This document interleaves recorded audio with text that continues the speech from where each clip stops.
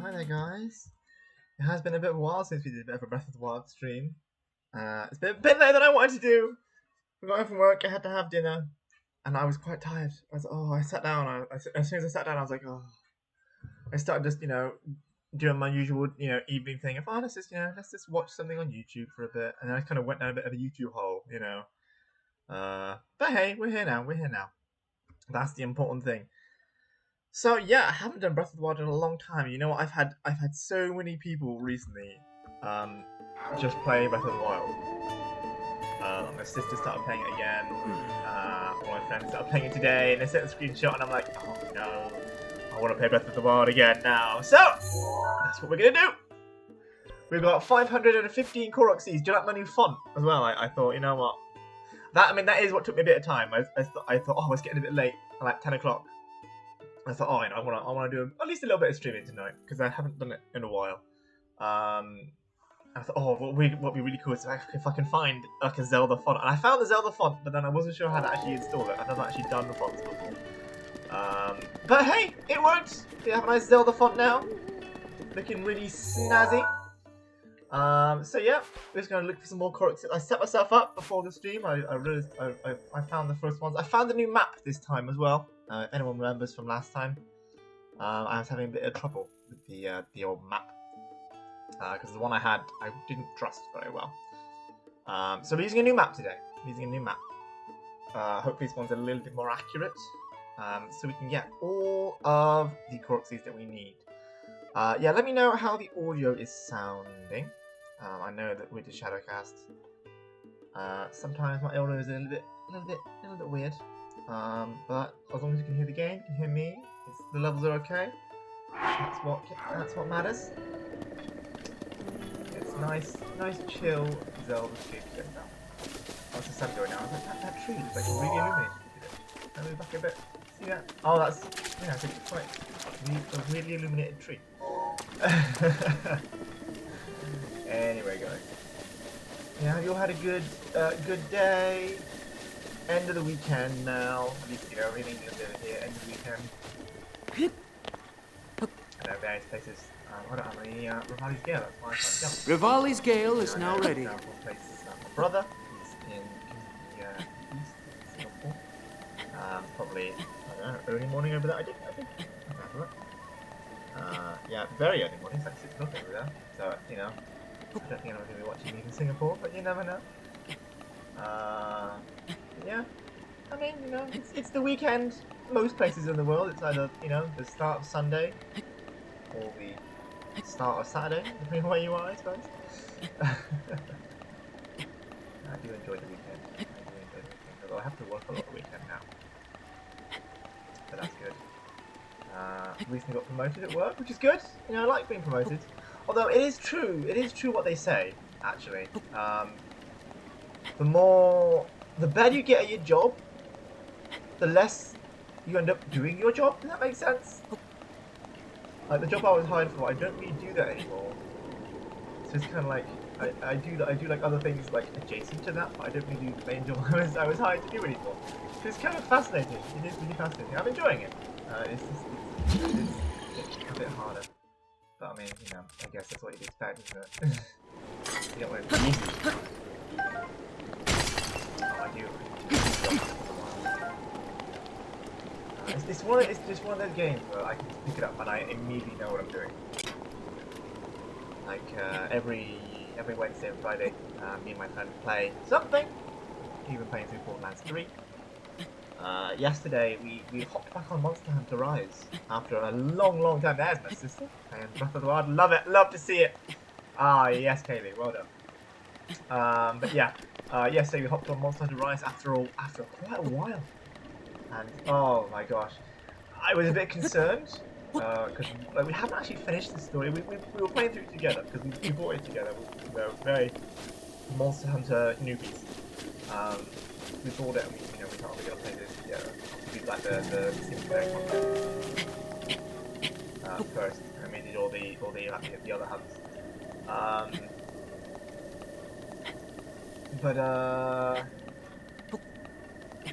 Yeah, we hadn't played it in a while, and we haven't actually done the story yet. We're up to like rank 6 all the rank 6 hunts, and then we kind of just fell off it.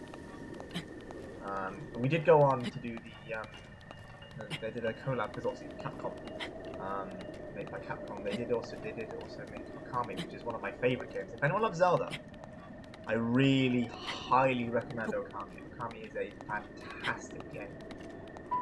Really good music, really good visuals. It really holds up, especially the HD version. It's on pretty much everything now: Switch, PS4, maybe probably Xbox as well. And I've got the Switch version, obviously. I do quite like the Switch version because you can use the Joy-Cons. I was like it's kind of got the best control system in my mind, because the Wii version was great for doing the painting. Because I know Okami, you have to use like a brush to alter the world, do things like that, and you can also use it when you're fighting as well. Obviously, for the Wiimote, that was great because you could do really good brushes, like brush strokes.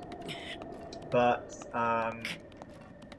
being a Wii game, whenever there was combat, it wasn't press a button, it was waggle combat, which was all right. I mean, I really enjoyed it. It's still one of my favorite games. I mean, Okami is originally a PS2 game.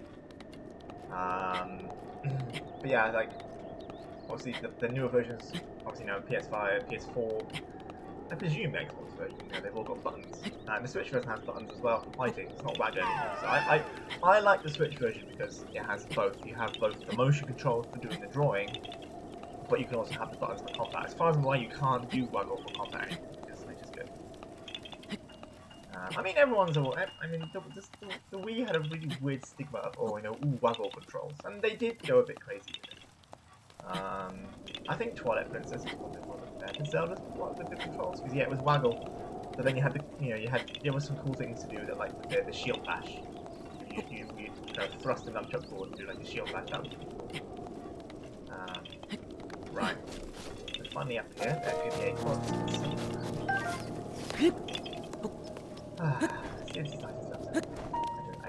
I'm going to do a playthrough, so after I've got all the qualities, I'm going to do another playthrough. So, I haven't got a name for it, but I am going to do that.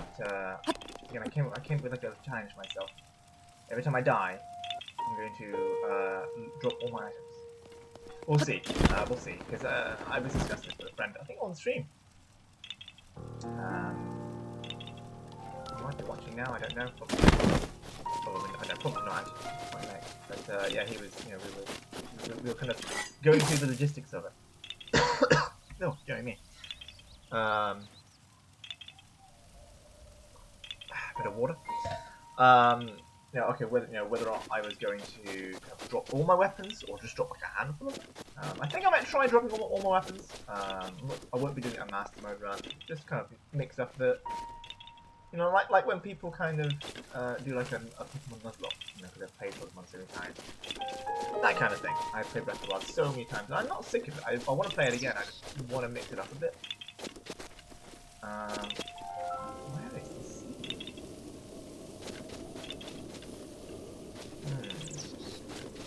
Again, I'm only using the map to find the seeds. I'm not using them to solve the puzzle. That's the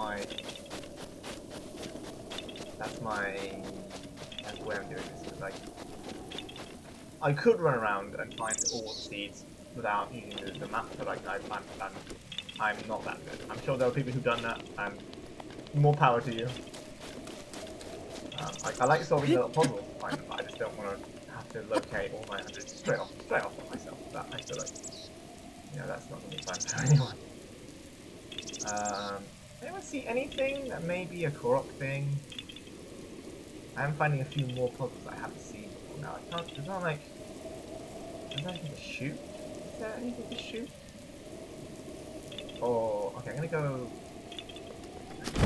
Is there like a knot in the tree to shoot? There's something that's a tree knot. That one. Any ideas, anyone? I don't know. I'm still trying to get my friend to play Breath of the Wild. At this point, I don't mind if his girlfriend plays it. I just want more people to play Breath of the Wild. I know when I was telling my friend who I play with about, I'll always bring up Breath of the Wild any chance I get, and he knows that. we have got like a little group chat. Me, him, and his girlfriend. And we were talking about it so much. One day she sent me a message, like not on the group chat, just like on Facebook, going, "Oh, look what I'm doing," and she sent me a screenshot of Breath of the Wild. I was like, "Yes, yes." So I managed to get her playing it, which is good. Oh, yeah, I just love this game. I don't know. I know it's everyone's cup of tea. You know, it's very open-ended. And that's partly why I'm having a worse time playing this well. Yeah, and I know that's why he's not the biggest fan of it, because he doesn't know what to do. Half the time.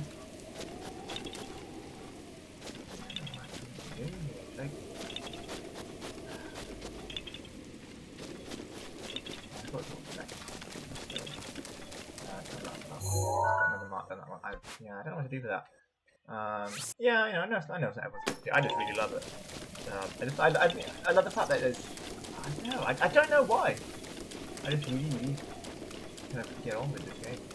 It is Zelda. I do love me Zelda. Whoa! Oh. Oh no.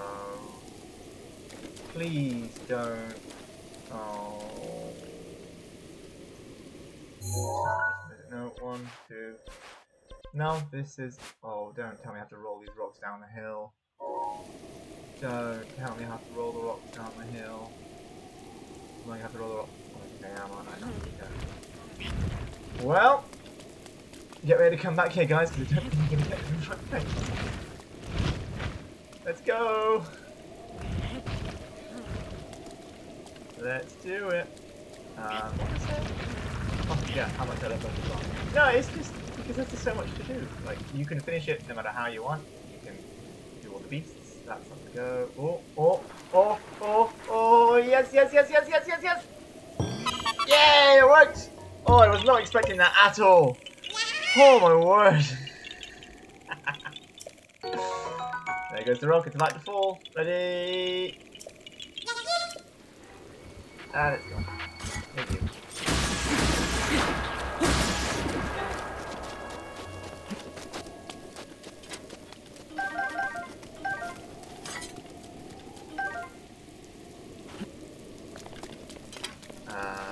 Yeah. I think that's why I like it. Because there's so much to do, and you don't have to do all of it.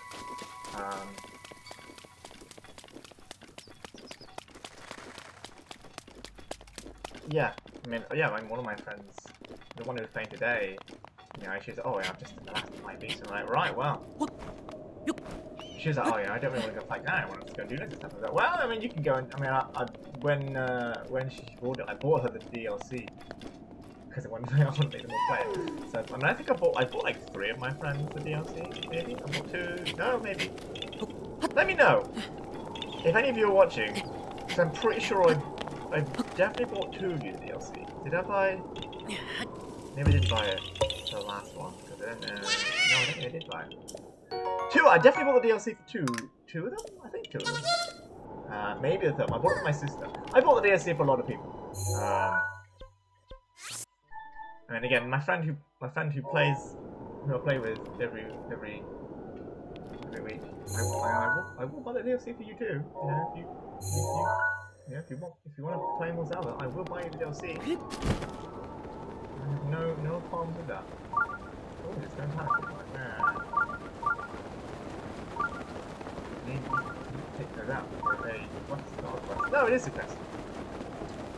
So I think I get a medal from the guy. Anyway. Weird guy. Ooh, hello. The monster guy. I can never say his name. But I think he gives you something for.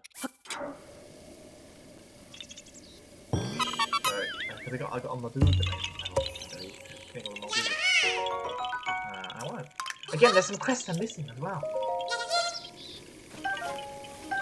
If you look at my quest screen, I've got Story guide. So I've done 19 out of 20 main quests, because obviously that one never goes. Shrine quests. Right, I've done all the shrines, right? I've completed 40 out of 42 shrine quests. So somewhere I just haven't spoken to someone.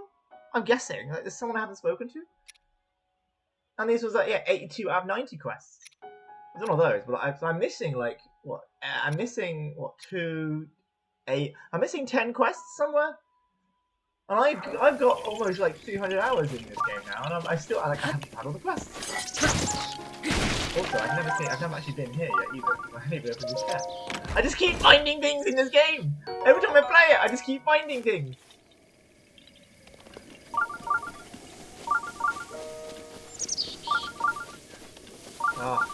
Every time I play it, I'm just like, I love this game. I have been playing a lot of Hades recently though. Let's see what that. I don't know.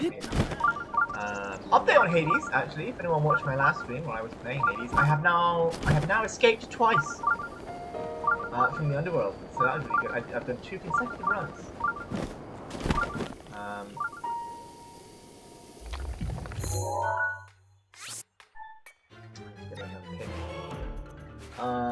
So yeah, I have now done two runs in Hades where I've completely finished.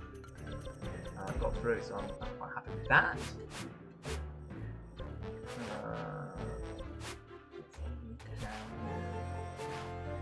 I need to get rid of all these. I never use them. I put them down how I thought I'd use them. I'm gonna keep that one because that's kind of weird. That's something spot. Yes, I've now exited. I've escaped from the underworld twice in a row. Okay, I do like this one, yeah. Now I have.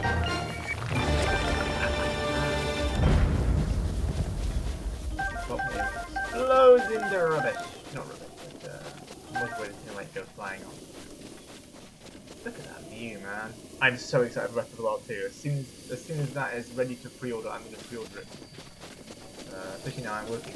When this came out, I was a student, so I didn't have that much disposable. Especially considering I bought the Switch at the same time. I really wish I could have got the collector's edition, because man, I love this game. I've got a few collector's editions.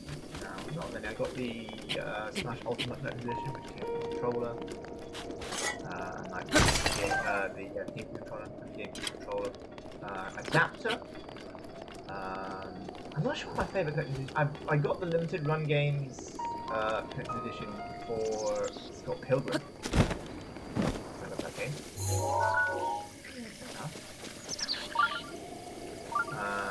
I think my favourite one is the Link's Awakening.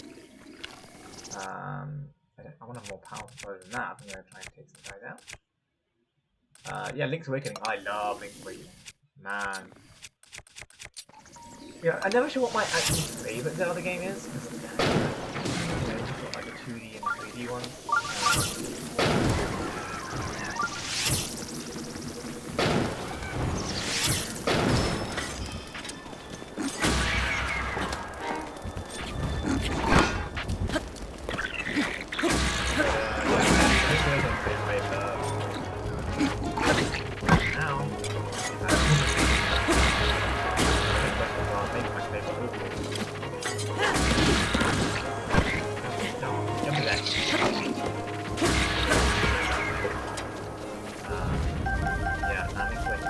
Short game. I might stream. Anyone want to see me, play? Anyone be interested in watching a playthrough? A stream? Probably a couple of streams. It's about 9 hours to complete, I think, on average. And see if we can get the good ending. We have to not die. I need some food actually.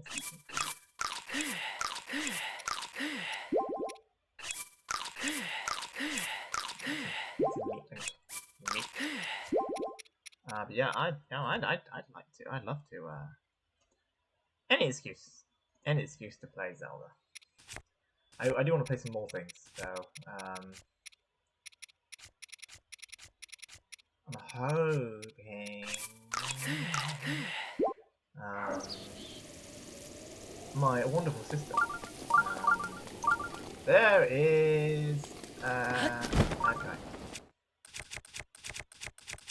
Oh, it broke, didn't it? My shield broke. I forgot about that. I need a new shield. My wonderful sister actually did. Was saying.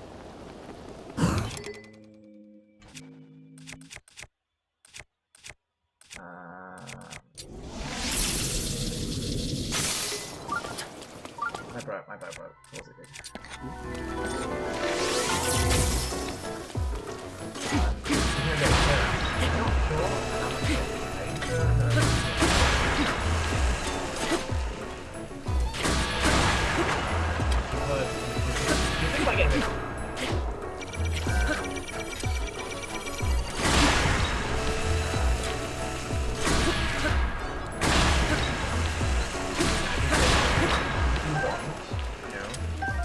If you don't want to get rid of it, you can actually want to get rid of it, you know.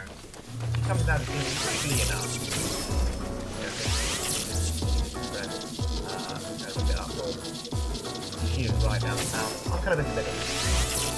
But you know, I did say to her, like, you know, you know, trying not having it around. Give it to me for a bit. I'll look after it.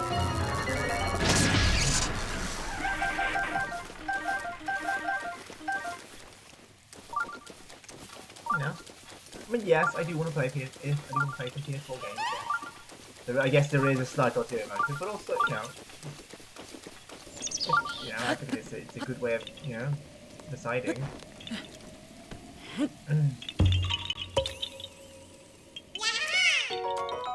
I got, you know, I really want to play Persona 5.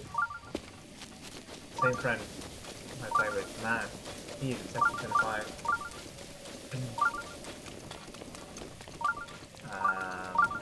I mean, I don't blame him. I've seen people like, I can watch a bit of it on YouTube and things like that. I never go too far, but I do want to play myself eventually. Okay, so don't tell us. Look at that. Ooh, I took away 2 stamps.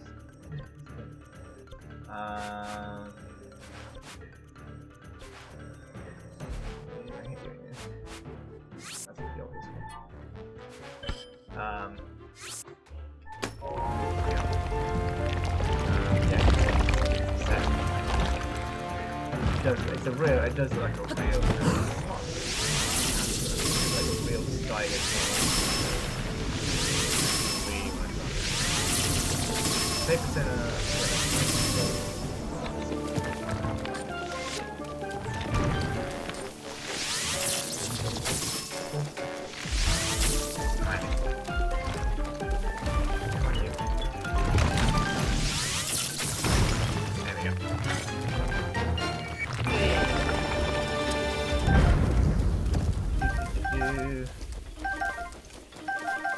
Boom! Right then.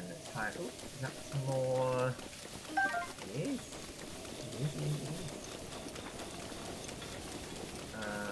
This is another talent. Weird rock formation there. Cool. It does make you think, you know, like this is, this isn't like a randomly generated. Someone have to like craft all this stuff. When you stop thinking about it, it's like, whoa.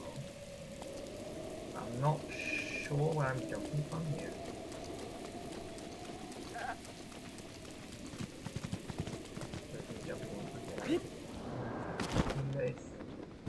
Oh, it's a ring. I'm so bad at these. I am actually so bad at them.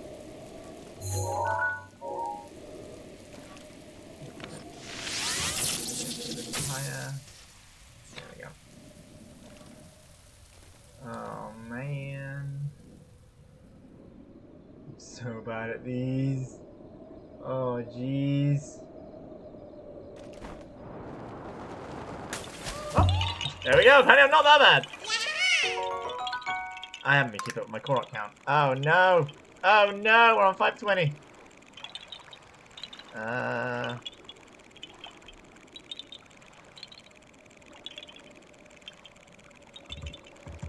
we go. 520. Bye bye.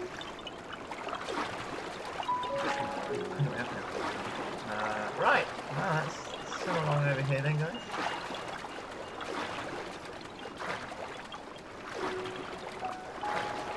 We'll find our next one. It took about half an hour to get 5.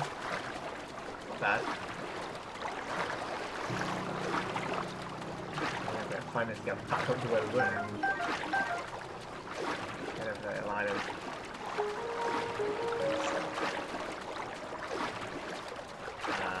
I think we started with 5:15, Steve. 5, yeah, we should go 5:20. If I keep forgetting, does someone just, shout at me, just remind me, just like, update your Korok seed count. Because,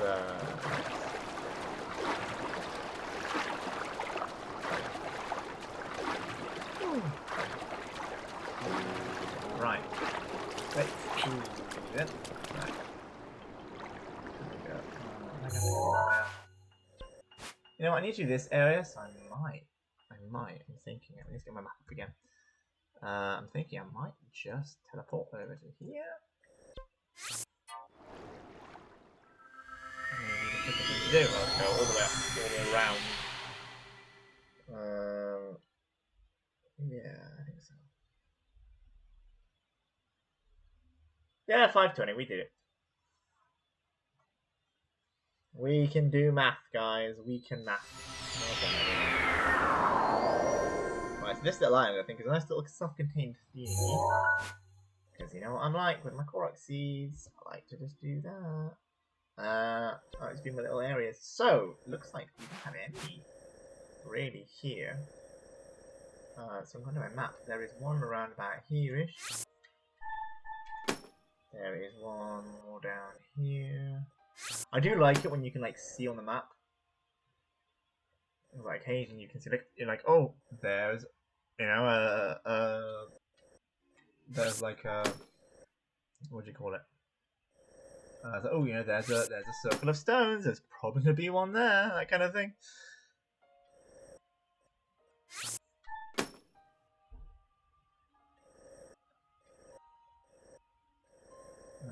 I can kind of see here. It's quite wooded. Like there's I know in the mountains there's a lot of stone circles and stuff where you have to drop. Man, I never really zoomed in. You can see literally all the cobblestones.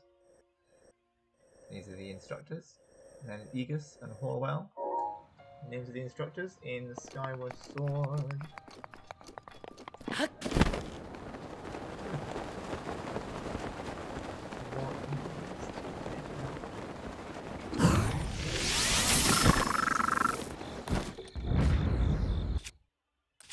don't want to use my best bow. Oh, maybe I should. I don't really have any reason not to, do I? And then the rating for some reason.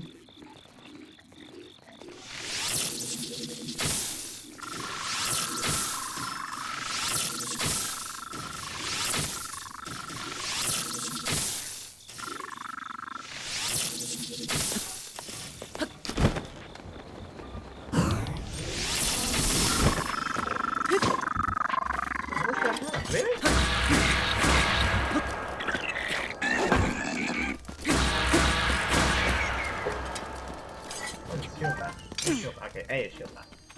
Should we try and do a shield bash? Should we try it? Ooh, shoot. Alright, I think I missed some arrows, didn't I? Always pick up arrows. Arrows are your best friend in this game. Arrows, yes.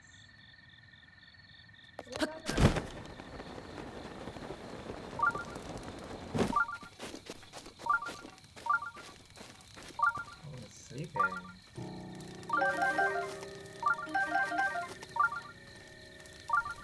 Time to take him out.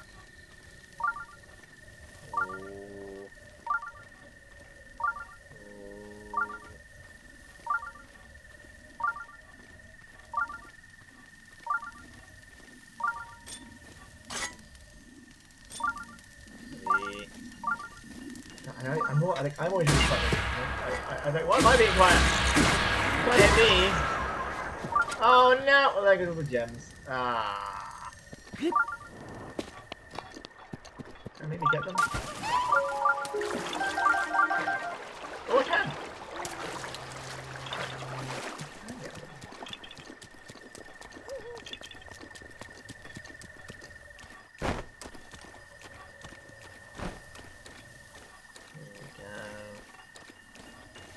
Here we go. Here we go. Right. Anything there? There's ball. Oh, I love it when this happens. Oh no. It's a flaming barrel. And also bombs. And then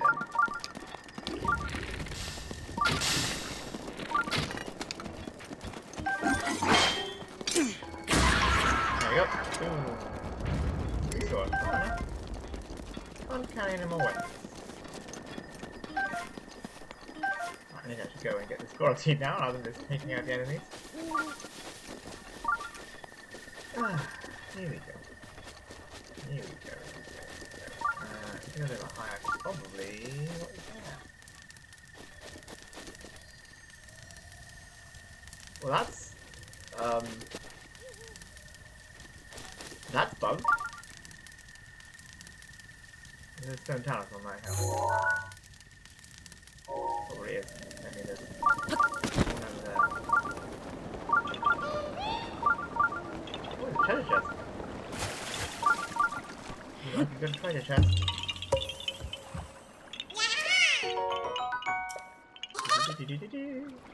And ooh, there's a lot of treasure chests here. 3!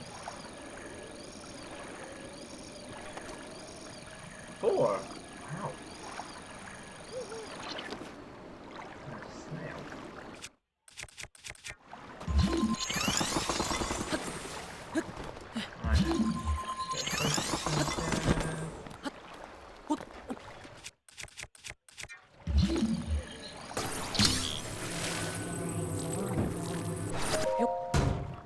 Time to do some looting. Ooh, that's pretty good.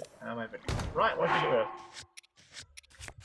What should we get rid of today? What do we not need? I think, you know what, I don't need that. Do I? No, get rid of that one. Don't need that at all. We'll have a bale. Didn't even know what that was. I apologize. Right, more treasure.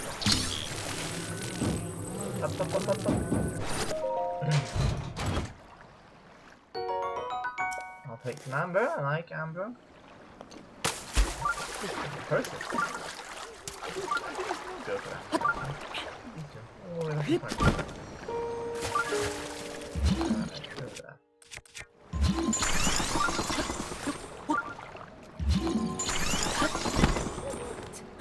If I get this in the middle, can you get both?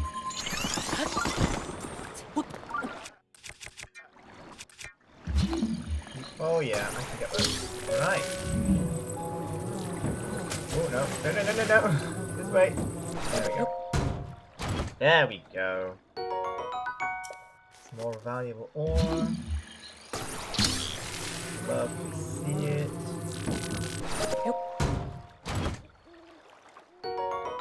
Ooh, that's a good bow.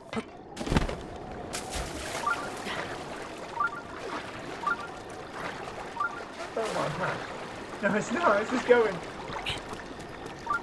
Well, bye, boat. Bye.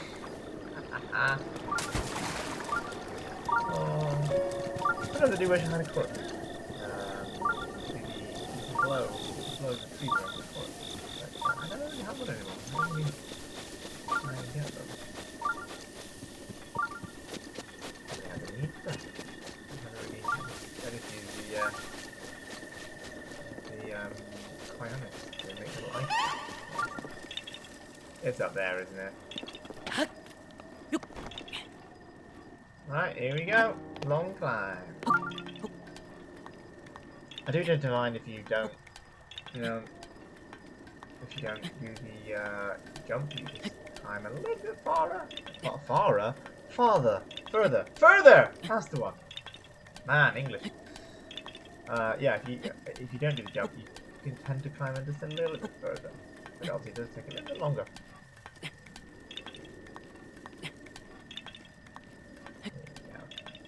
I do love climbing at high places in this game though, because look at it. Oh, there's the dragon! Coming out of the lake. I never remember which dragon that is.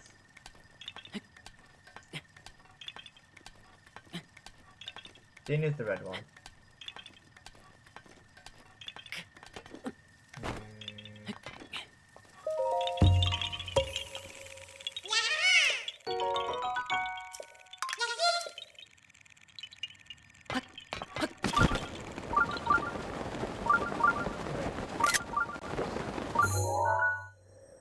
There's one.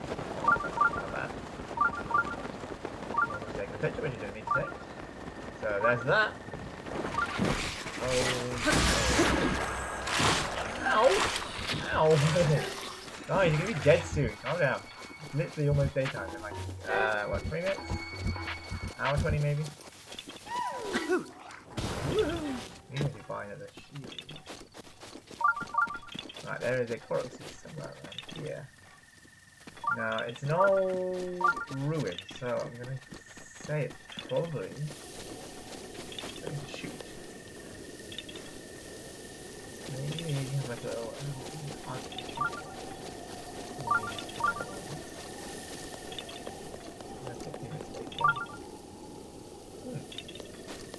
what do I need to do here?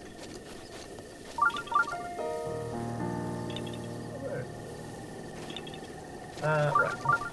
Let's pick up the puzzle, guys. Pick up the puzzle.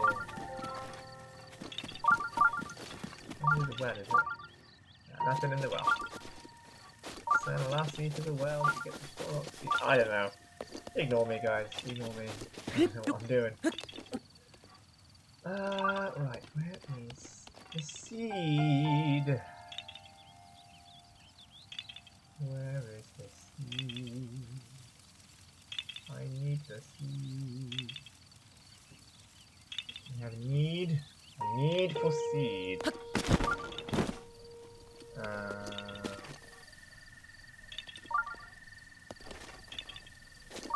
that climate seed?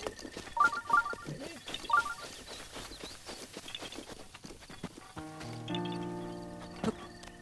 Let's jump around the edge of this. No. Right. It's ready to shoot, is that? Yeah.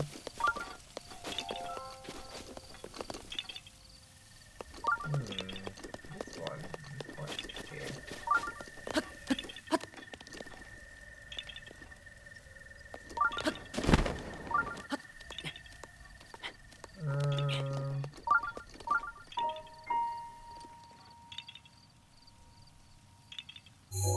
No.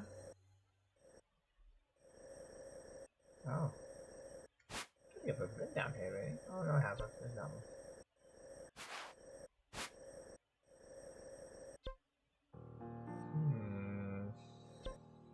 What am I to do here? Without the life of the thing, what am I have to do?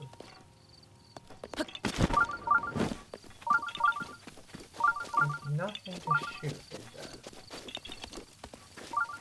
A little acorn somewhere. Or to pick up. It's snowing. It is? Is it snowing here? Freak weather patterns or what? I don't... Let's check over here. There's nothing here.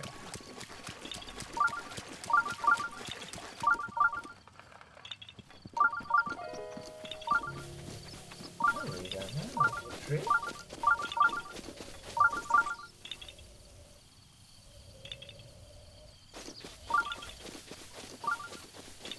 Something shaking around this. It's gonna be something to do with the village.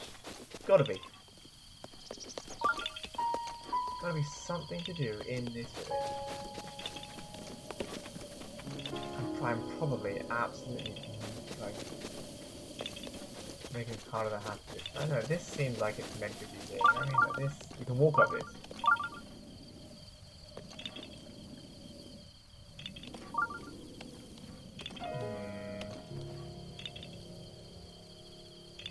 There's nothing I can see. Look at that zoomy bow, the funny case and zoom in a bit. Nothing to shoot.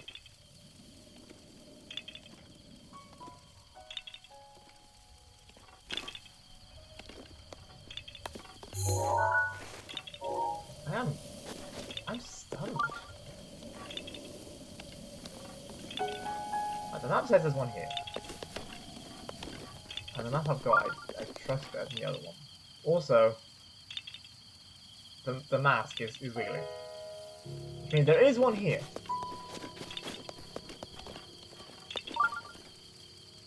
You just need to find out what we need to do. Is there anything inside?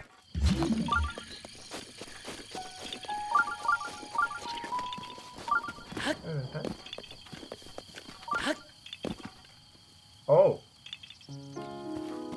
Oh ho ho ho. Oh. Okay. This is an interesting one. Because I can see, I can see there are 3 fences.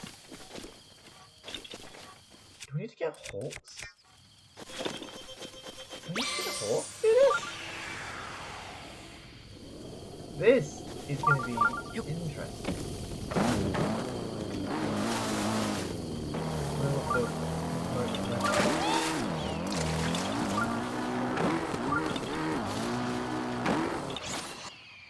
Oh my gosh, it did! Oh my word! I was not expecting that. Okay, that was pretty cool. That was a cool one. Oh my word.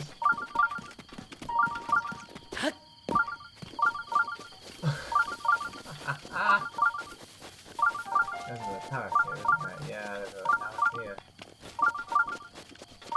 Oh. One of these to get rid of them.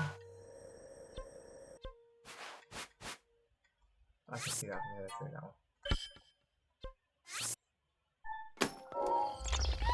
Here's another talus.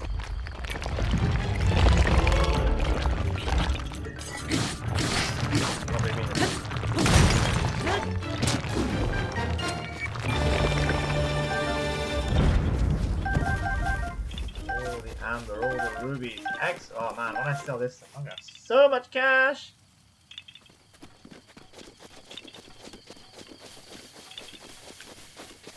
Alright. Well, I know what I've got to do here. I can see that already. I'm going to roll a rock down, I suspect. Yep, there's the rock. Oh no, don't give me just one rock. No, no, no, no, no, no, no, no, no, no, no, no, no, no, no, no. Oh no, please don't give me just one rock. Oh no. Oh no. No, no, no, no, no. Doing it, doing it. Oh no, there we go. That was pretty bad.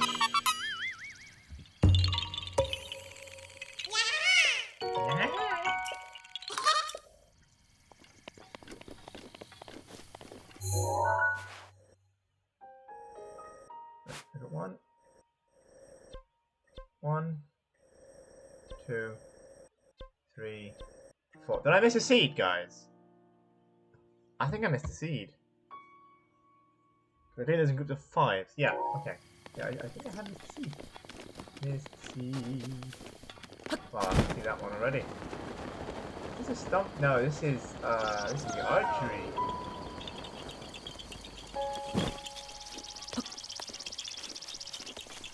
Come on, Link. Link!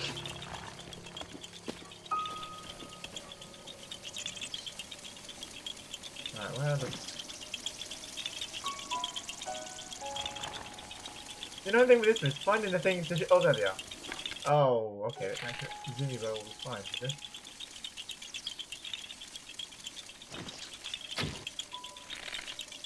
Okay.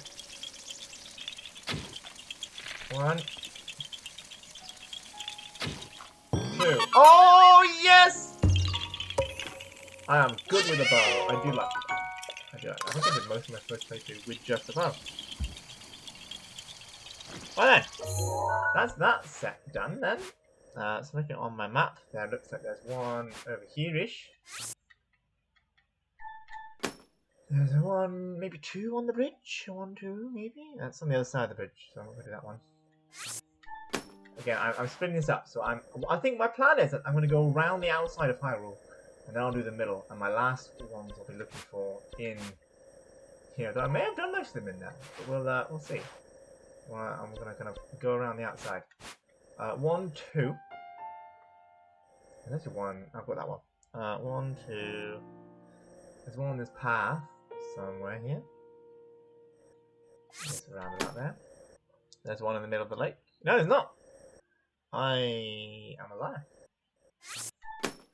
There's one in the middle of the lake. And there's one over here which I've got. And there's one more on this bridge. And that is all the Koroks on this little island. What name? No. It does not have a name. See, what I would like to see is maybe like dynamic water? Maybe? Because like, if you look here, like this one here, like, yeah, okay, look here. So you have this river, and this is Nabi Lake, and this is South Nabi Lake, and this is like this is like, you can see like there's like bits of water here, and they've obviously thought about this, like, you know, the water sometimes gets a bit higher on like floods. Like it would be interesting to see, when it's really heavy, maybe that floods a bit in terms of like a proper, like it could just be like up here, like here, like it's like this water, this light water, you can walk on this. This you have to swim, but this you can walk on. Like it, maybe make it a little bit more swampy. There's a thought. There's a red there. I thought it was pretty cool. Like a bit like dynamic. Ow! Ooh, no! No, thank you, sir. Where are you? Ultra up. Kind of pain. Not gonna lie. How are you?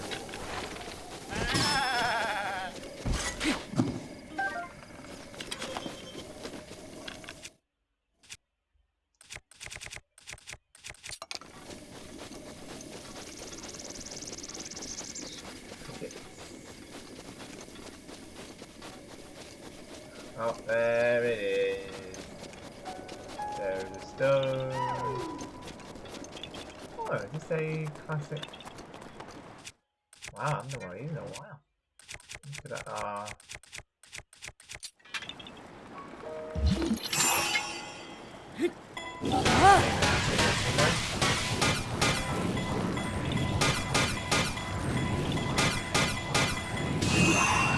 Whee! It's going. It's going. Oh, I didn't quite hit the other bridge.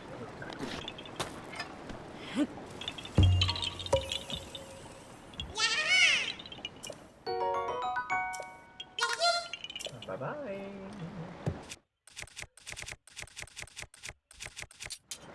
Stella Mario. Bye-bye. Thank you so much for playing my game. So, Mario Galaxy Man.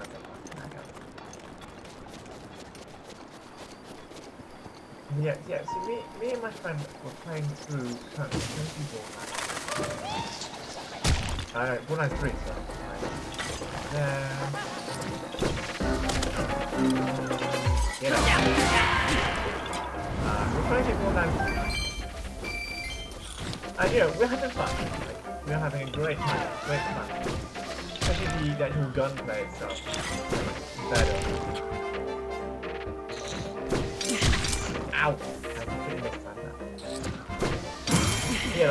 actual gunplay itself, how it feels to kind of shoot guns, it's great. That's absolutely fun. The story it's like it's not keeping us. Like when we were playing Borderlands 2 together, like obviously we okay every Wednesday and every Saturday, and every Wednesday Saturday. Like when we were doing Borderlands 2, like we were so excited, like we were so into it. And literally any chance, like I think it was one we played like 4 times in a week, just because like we just wanted to get back into it. We were having such a good time.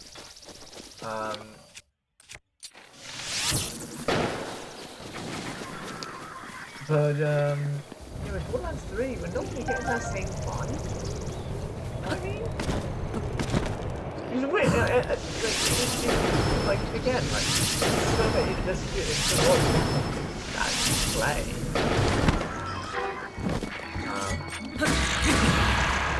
In terms of the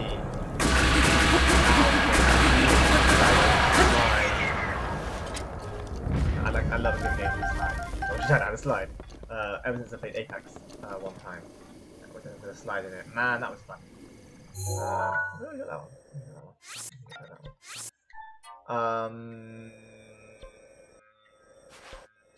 What was I? Yeah, the way it feels is really fun. It's really fun to actually play, kind of shoot guns, and kind of play the game.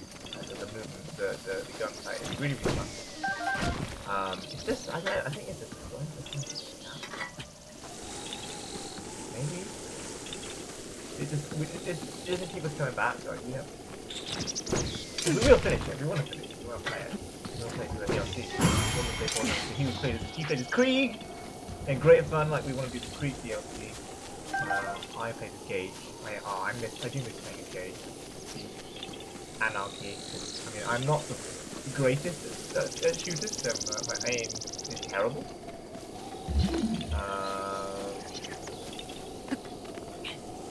So having a character who loses accuracy is great, because I don't need accuracy, and then whenever I hit, I just do loads of damage. Great. Tell you what, anyone has Gauge? Anyone ever played Gauge Borderlands 2? Don't do it my way, because my way's supposed to be bad. I just really enjoyed having Gauge. I had a maxed up Anarchy. I was never reload. And then I had one of those, I don't know what make it was. It was like a, what's that thing? Jacob's pistol. But like, has like six shots per magazine. And also the way Gauge works, if you don't. The way that she works is you eventually unlock like skill trees and stuff, and her main skill tree is called Anna. So the more every time you reload the gun, or every time you empty a magazine, you take all the shots, and don't manually reload. So don't press the button to reload, because that's what makes you lose ammo. If you fire off all the bullets in your gun, and then the game auto reloads. Every time you do that, you get 1 stack of ammo, and it was like 1 stack is like plus. You've got like minus. I want to say like 2 or it may have been more. Minus a small percent of accuracy, but plus the same amount in damage. So yeah, I had this pistol which had like a really small magazine, so I could just really quickly empty the magazine, and then cheaply reloading really quickly, so I would just rack up these anarchy stats really quick. And then and then when they were really high, then I could just swap to an SMG, which is just spray and pray. And by the end it was like you can get up to, I could get up to like 300, 400 stacks of anarchy. And I think we did the math once. It was like I had like minus 1,000 accuracy, but like plus 1,000 damage. And man, we used to shoot through bosses. It was just great fun. And like the I don't know if I was again. I'm never good at min-max games. I don't really like min-max games. I just kind of like to figure out how I did it. And the build that I had got, it was like anytime you have a full magazine, you start healing yourself. So if I was in a firefight and I was losing damage, I would just fire off, you know, all six of these bullets in this pistol, reload, I'd gain a stack of anarchy, and then I'd also start healing every time I had a full magazine. Or just swap to a gun when I had a full magazine. It was just so... Oh man, and then he was playing as Krieg, and I don't know what his trees were like. He had one like whenever he reaches like a low health threshold, his ultimate activates, which heals him immediately. And because of the way Krieg works, friendly fire was on, and so it just like it all just balanced really well. Because friendly fire was on, and I had really high damage because of this anarchy thing. And so I could shoot him, take his shield down in one shot, almost kill him, and then he'd do his ultimate and just run in. And it was just like, oh, it was just so fun. I mean, I'm probably explaining this really badly, and I'm really sorry. I'm very sorry. Just like every time I think about just, the way we did Borderlands 2, every time I think about it, I said, yeah, man, that was just like, it was just so good. Because everything just, like, if you ever played like an RPG, you have like a party,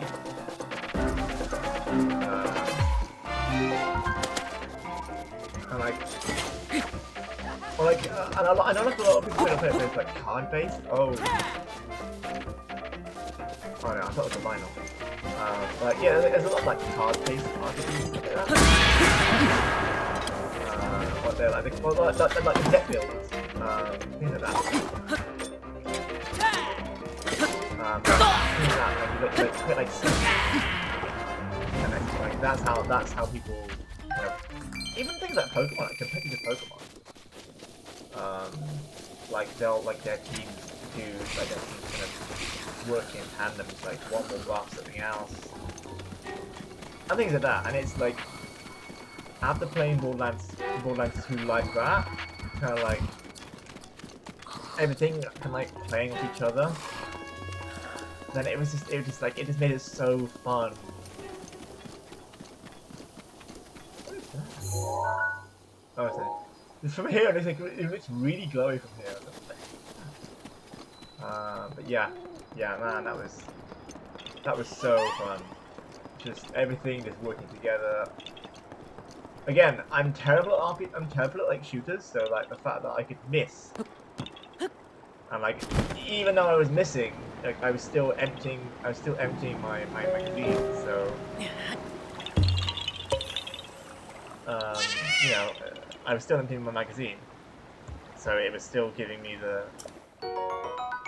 anarchy stacks, which then it would increase my damage. So when I did hit, I did loads of damage. I just had to actually hit it. And that's you know, that's when I have my, pardon me, my SMG just so right. Here we go. Just spray and pray! I think I'm on 30. Because I'm doing it in, so that's a 5 right now. Did I put down that second one? I didn't put down the second one, did I? Oh, I'm a bad. That was bad of me.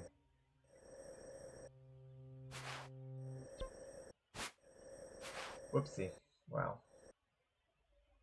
I will pay for that later, I'm sure. Right, we've done there, which is good. Back to my map. So I can look around. Doesn't there's anything really up here. There's one maybe here-ish. I'll just check that one. And then there is a bunch. Actually, yeah. You know what? I will do this bit. I'll do kind of up around here. Got that one. Cool. There's a there's a set of 3 trees there. I can see that already. That's gonna be another one of those. Ooh, is that like a little thing? Is there one? There is one there. Wouldn't you know it? There's also apparently one here. Yeah. What's this? I want to check that out. Man, I've never like gone through this like a fine tooth comb. So there's apparently a load around here. I'm gonna zoom in actually because this map is pretty zoomed out right now. I need to. I've done all these, haven't I? Yeah, I've done all the ones along here. Yeah, so now I'm doing around like Sasra Slope and the Pillars of Leviosa. It's Leviosa, not Leviosa. Good old Harry Potter. Right. There's one there. There's one there. There's probably two like up here. Oh, I bet I know. There's like. Let's get rid of that one. There's one here. I don't know where that is. Oh, it's on. I bet it's on one of those little nooks. So there's two little outcrops there. Yeah, I'm gonna go up here, do these ones, do around here, do around the highlands, and then we've got this thing to do, which is Mount Laneru. That'll be fun. Oh. So, let's cross the bridge. Or just fly.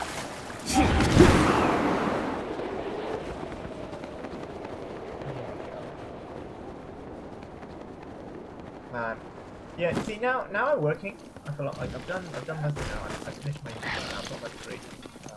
Yeah, great. I do kind of miss anyone hit that? Like, I'm definitely kind of missing uni. I do enjoy, like, it was hard. It was really hard, and I did stress myself out a lot. I'm just kind of missing, like, learning things. I do enjoy learning things. You know, I did chemistry. If you don't know. Again, a bit of random trivia. I did a chemistry degree. Got a master's in chemistry. Oh no. That's not good.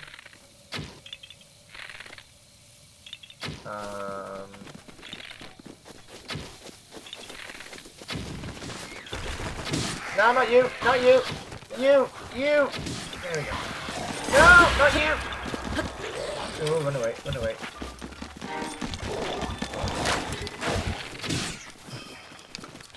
Oh boy. Yeah, I really enjoyed doing my degree. Well, I haven't used anything I learned. I don't feel like I know anything anymore. I'm a bit unemployed. Get them yeah, just like a little, a little bit worried I'm gonna forget everything, I suppose.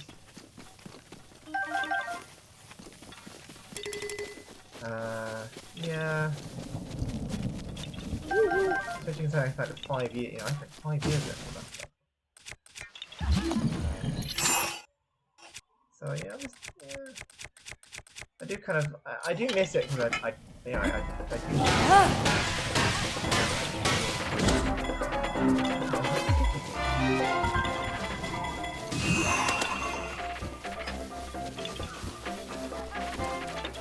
Oh, you.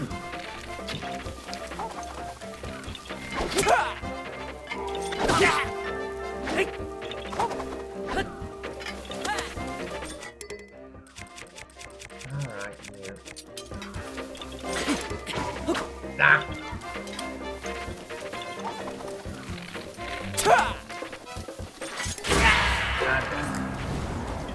Yeah, it's just like things like that worry me a little bit.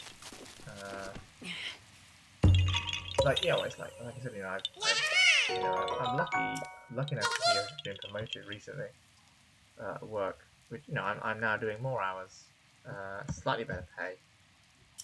I mean, I've got like a team now I have to manage. I don't know.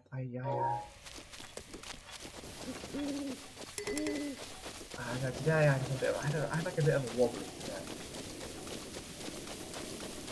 And like you know when like you feel like you have to always be doing something. I had like a moment like that today. I was like, I didn't feel like I was contributing anything. Like my team were excellent. They were doing everything they should have done. Like they were just wonderful, absolutely wonderful team. I couldn't add to that team.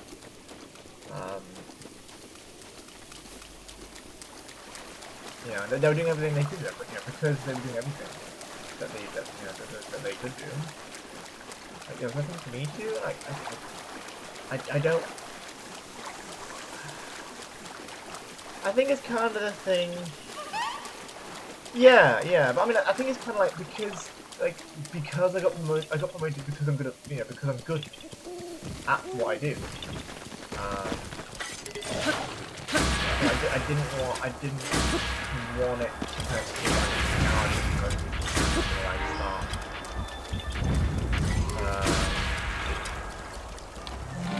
like resting on my laurels. Like, oh yeah, I've been put now I can like, you know, and I can like jump. You know, like I didn't. You know, I like doing things. I like getting sorted.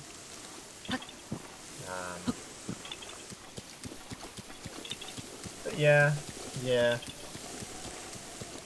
He's better today. Better today. I think tomorrow is getting a bit heated, maybe. I don't know. But yeah, I had it's a bit of a weird day today. That's all. This is really quite quiet. There wasn't a lot to do. Like, I felt like I had to do stuff. Oh god, I'm getting these right now. Take out that one.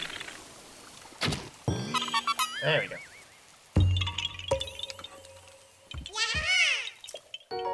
I don't know. I think I'm starting to now feel the pressure of actually, you know, being considered good at my job. So I'm starting to like feel the pressure. You know, now I'm actually, you know, managing a team rather than just being part of the team. I think I'm like, ooh. I want to make sure my team's, you know, good. I want to make sure I've got a good team. You know, I do have a good team. It's always like I was told. Like, even when I wasn't officially doing the job I'm doing, like I've kind of been doing it for years anyway.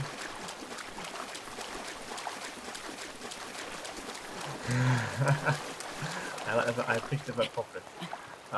But yeah, like because that's what I mean though. Like I've noticed that like when you get good at doing a job, like I was really good at my job beforehand. You know, I'm really good at that. Well, again, I'm confident at it, but I never consider myself, you know, good at it. But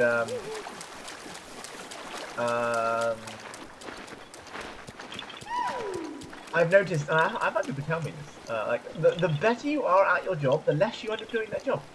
Because now I'm managing the team, like I'm managing people to do what I used to do, and I don't do it anymore. That kind of thing. It's yeah, it's a funny one.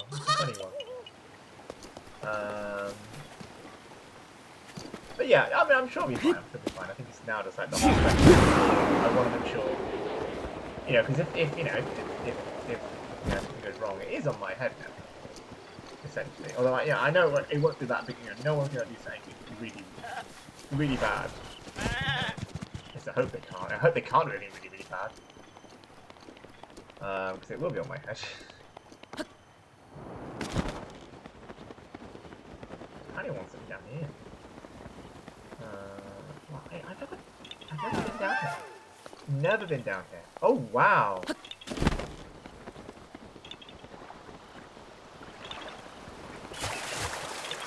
I love this game.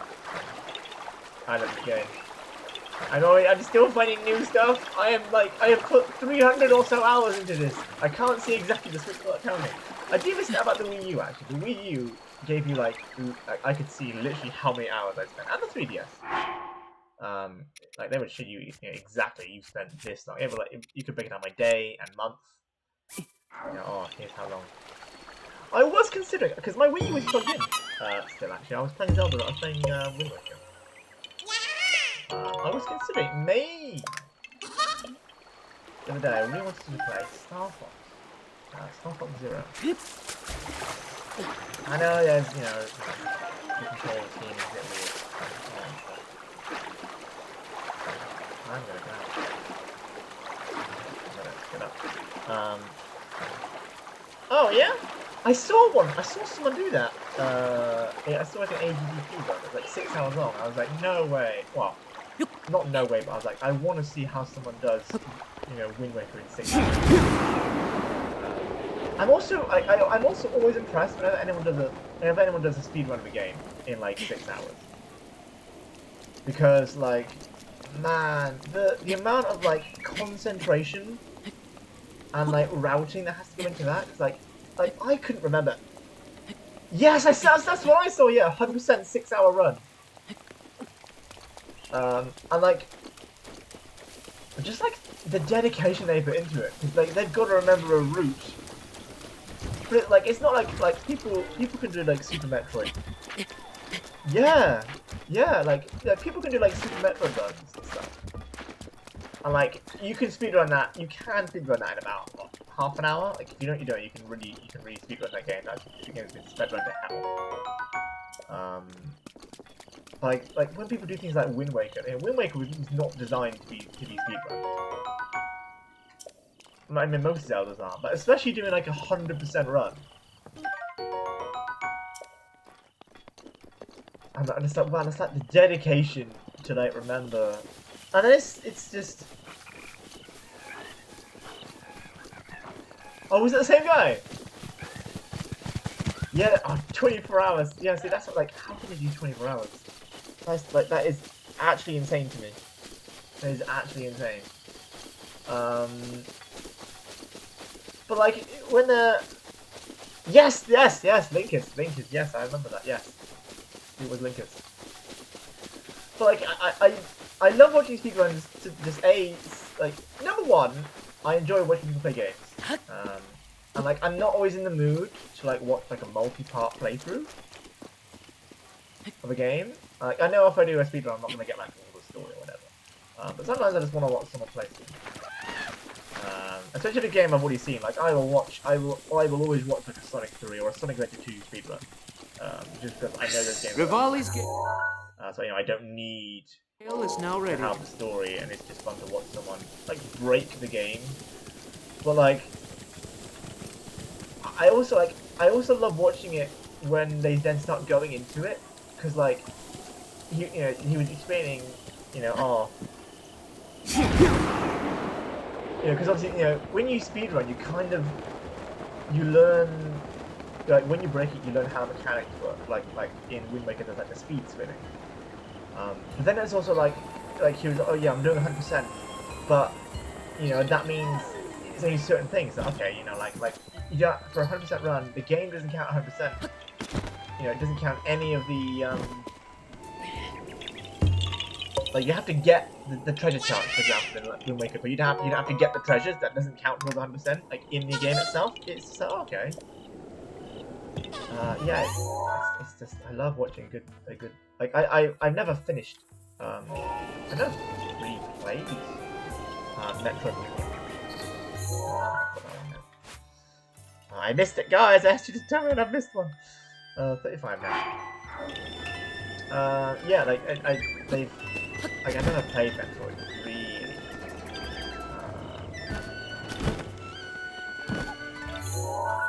Here is that, if I'm not right. Yes, there is one here. There's one in the trees. Need to move my map. That's alright. You're busy, man. I'm just playing Zelda. That's what I'm doing, just playing Zelda. There's a couple down here I've missed apparently as well. There's one in this one. There's also one that looks like in this little pool of water, but I can't see it. I can't get rid of the... Right, calm down, mate. Calm down.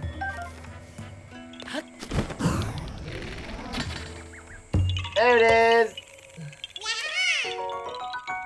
I am good. I am just good at this. Yeah, oh wait, I've lost my, hang on, I gotta move my, I'm trying to read chat. I need to have, there we go.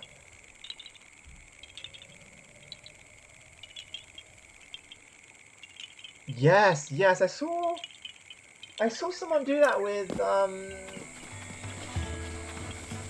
there Mario World where like if you do like a certain thing, like if you get like a Yoshi, you make a Yoshi swallow a certain in like World 1, you make him swallow a certain enemy and then swallow another 2, and then you do like a very certain button input. You can like you tell the game to like skip to the credits. Wait, what? To detect this into Mario? What the hell?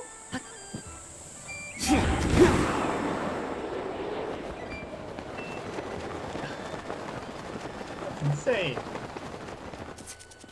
Yeah, I do love speedrun. I do love watching a good speedrun.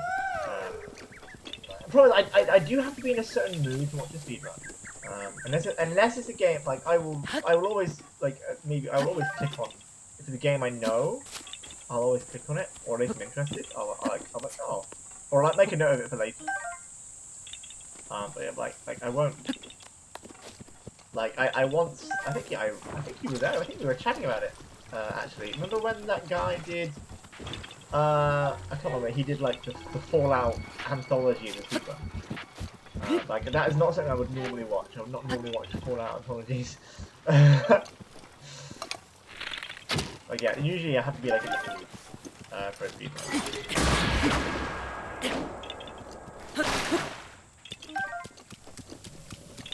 Yeah, like it's usually a game that I've already played. Maybe I don't remember now. I don't remember who did it. But like yeah, it has to be a game that I don't want to explore, but also has to be a game that like sometimes I sit down and watch a speedrun and I'll enjoy it, but then I'll think, why did I watch that? Because like I'm not big into this game or that game or whatever. But I'll sit down and watch a speedrun, so I don't know. It's fascinating. Like probably maybe. Yeah, I'd love to like almost learn the psychology of things like that. Like how you choose what to watch. Like what's the psychology in that? Because yeah, like again, I sat down to watch that Fallout anthology. Was it because I mean, I know I was bored. I was probably doing something else at the time. I was probably, I don't know, doing some menial task in Minecraft or something like that. Or even in Zelda. Like Zelda's not always. Rivali's Gale is now like, ready. Breath of the Wild. If you're not doing like story stuff, you're just kind of wandering around doing shrines. Like you could have something on in the background. And I know that I do like to have stuff in. Like I don't like to be at home. Like I live alone. And it's kind of like the thing where like I like being alone, but I don't like being lonely. Like even when I'm cooking or even like doing the washing up and stuff, I'll just put something on in the background. Like I'll put a stream on or something like that, or a movie. Now it's about to rain.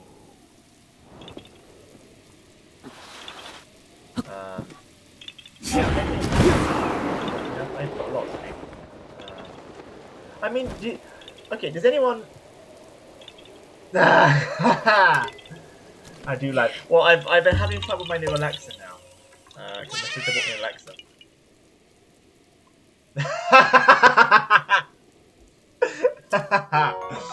You guys do love killers. Yeah, I haven't listened to music in a while actually. I tend to find myself now listening to podcasts more than music. I think normally what I'll do is I'll get it online here. I'll find something I want to listen to and I'll listen to it to death until I find something else. But yeah, right now my big thing is podcast. I had that for a few years actually.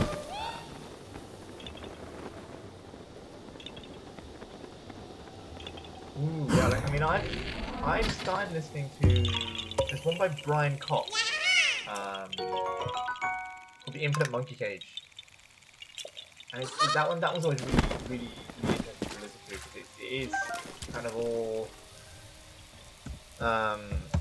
you know, it's all science and stuff, but it's all like physics. Like, you did one about time, and like they do get comedians on. You know, they're not always the most funniest thing, but it's interesting. Like they'll get obviously Brian Cox is a physicist. He has a guy who's his co-host. I think Brian Ince, I think his name is.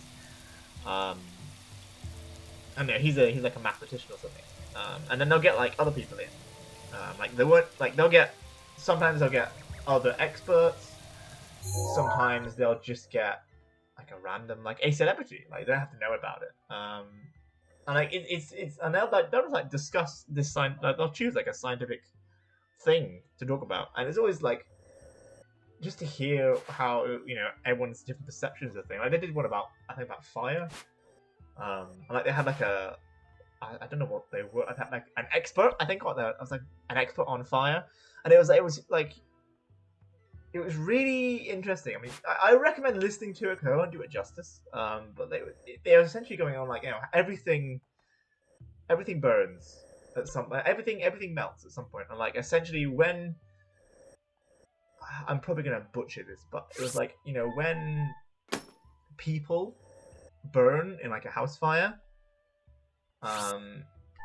Well, they were explaining how like fires work and things like that, and like how something will catch fire and then that will release gas, which will then heat up the room. And like essentially that's what happens with people is like you essentially melt. Like apart from bones, so like your skin will essentially first like you won't really it. I think sublime. So like it goes from flesh and it starts like almost evaporating away. Like it's quite morbid putting it like this, but like it was really quite interesting. Kind of like the science behind it. And I think it was a question. Yeah, that's the one. Yeah, sublimate. But I think someone asked them a question like, oh, what's the best way to like hide a body? Because they were doing about fire, and someone asked them, would burning a body, and actually, they were like, actually, no, if you burn a body, like we can still tell. Like the best way to get rid of a body, I think they said, was actually to like drown it, like put it in a car and just like shove it down a hill, because apparently that's really hard to get any kind of DNA data from. But like burning a body, they can still get stuff out of, and it was so fascinating. So yeah, if you like your science. Infinite Monkey Cage, I recommend it. It's very good. I haven't listened to it in a while, to be fair. There's one on like the outside of this. There's one over here, right on this tree. These are all together, and that one's not. Why? Why are you doing this to the game? I'm all over here. Right, I'm gonna not do that one and bring it over there instead. Yeah. And that one.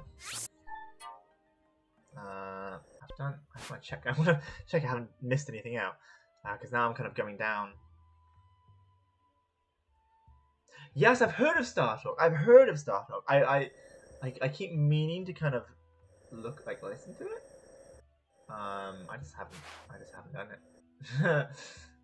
Yeah, I have heard of Star Talk. I don't know. I don't know why I don't know why I even came across Infinite Monkey Cage. It just kind of came up somewhere, and I just again, it's not one I listen to a lot.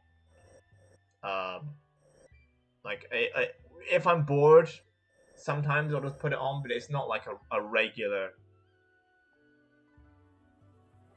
I do love history. I need to find a good. I mean, do you have any good history podcasts? There was one that was not history, but there was one that was recommended to me. I can't think what it's called. I'm really sorry. I'm gonna do that one now. There was one that was recommended to me. It was essentially like a. Oh, I do love the Romans. I mean, yeah, I did history at A levels. No, not A levels. GCSE. If I hadn't done chemistry, I would have put it in history because I just find history really fascinating. But yeah, there was a podcast I wasn't recommended it, but like somebody else was talking about it on another podcast. Like there are some podcasts I listen to that are just like people like rambling to each other, like just like hanging out, kind of, and just like talking. And like I'll get all kinds of like I'll get like I'll hear about games. Yeah, it's always the right thing. Well, I was always scared in the exams. It's always like, ooh. In the exams, I was always scared because you know you have to like remember dates and stuff, and I'm terrible at remembering dates. Like specifics. I always got really scared about it. Geez, what should I do first? I guess that one, and then what way along? Oh no, I want to walk around the bottom, so I'm actually gonna go for the green one first.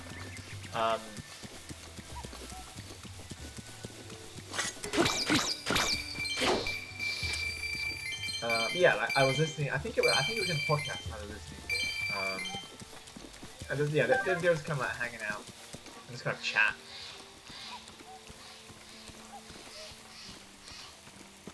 Ooh, that sounds really cool. This is kind of, I guess, a bit inside baseball.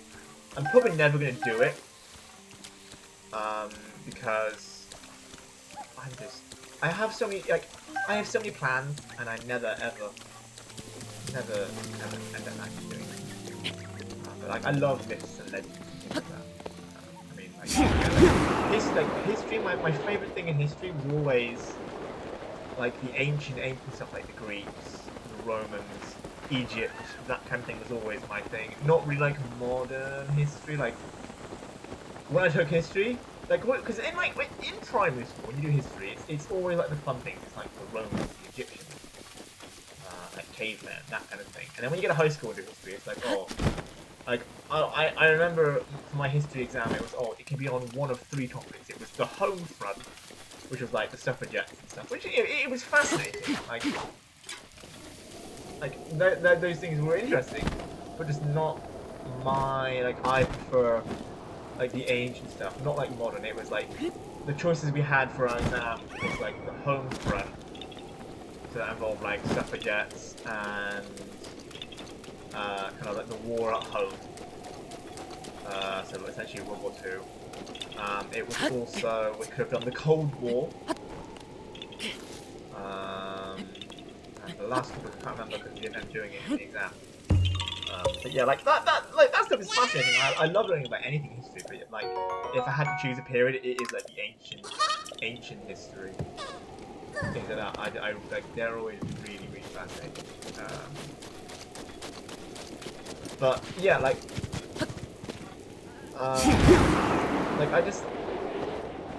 podcasts are definitely a thing that I do. Yeah, I've got a whole bunch of like video game podcasts. I like my video games, and I like hearing people talk about them. And that's how I get recommendations for various games. I've got a couple of I guess you call it miscellaneous podcasts. Like it is just like people hanging out, kind of chatting about stuff, like what they did that week, like any kind of any interesting things that they did, and then it just kind of spurs conversation. Ooh. Okay, that sounds pretty cool. I might. You have to let me know who that is. That sounds exciting. So yeah, I've got like the science podcast. Yeah, like random podcasts. Things like that. But like, there was a point, and I still might do it. That's a great name. I like that. I might still do it. I haven't decided yet. I have got a Twitter account I've made for a podcast I was going to do. Because like I love video games. I love music. I don't know. I'm like music has a thing. Like me and music have like a thing. I don't know. Like a good piece of music can really make or break something for me. Like most of my friends will probably have heard me once or twice talk about how good the music in a game is and how it really fits. And like I'll just like ramble on about it. But like I do think Rivali's if it's gale like is video now games, ready. especially like movies and stuff. Obviously, I play a lot of games, but it's mostly games. But like how if the music is good, like it can really make it. It can really make it like I don't know. I'm a very like I'm not very emotional, but like music can definitely music can make me tear up or it can make me happy. Especially if it goes with what's happening in the game. And even then, like, I've just got like favorite pieces of music. I was to make a long story short, I've done it again. I've forgotten to clip down how many Koroks I've got. Damn it! I've got 1, 2. Yeah, 2. 42. Dang it. Hang on. Yeah, long story short, I was going to make a video game. I was going to make a podcast about video game music. Kind of like discussing music in a game. Although I was never sure how I was actually going to do it. So I never actually did it because I wasn't sure how it's going to run. And then I was going to invite some friends on, okay, what's, it was going to be like, okay, recently I've listened to this music in this game. Here's like my favorite pieces from it. Maybe I was thinking, oh, I'll get a friend in, see what have they been, playing or listening to? Because like I will, I like my music. I'll listen to podcasts. I'll listen to music. I'll listen to like video game soundtracks on the way to work. Like people who are like, oh, yeah, that's not real music. It is music. It's just it's just not the kind of thing you listen to. But like, it's not something that you listen to, maybe. It's still music. Someone put in the effort to make it. It makes people. It's got emotion. It's got. It's got lyrics. Some of them have lyrics. Some of them. Yeah, that was what I was gonna do. I was just gonna be like, here's a game. With the music I like, and I was like, talk about it with someone or even just by myself. Like I don't know how long they would be, the episodes, but it was just like, seeing that kind of like, it's like, oh no, it's yeah, and then just kind of like talking about it, and then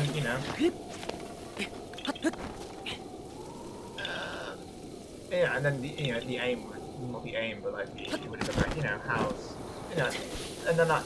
Yeah, well, the aim would have been like, if people listen to it, then like,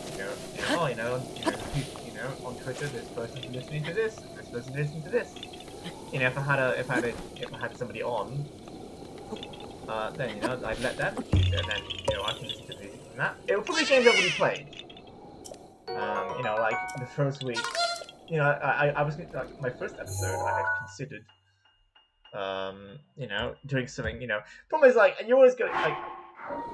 I had trouble with my first episode because I haven't done it. I planned, I was planning, I'll do it.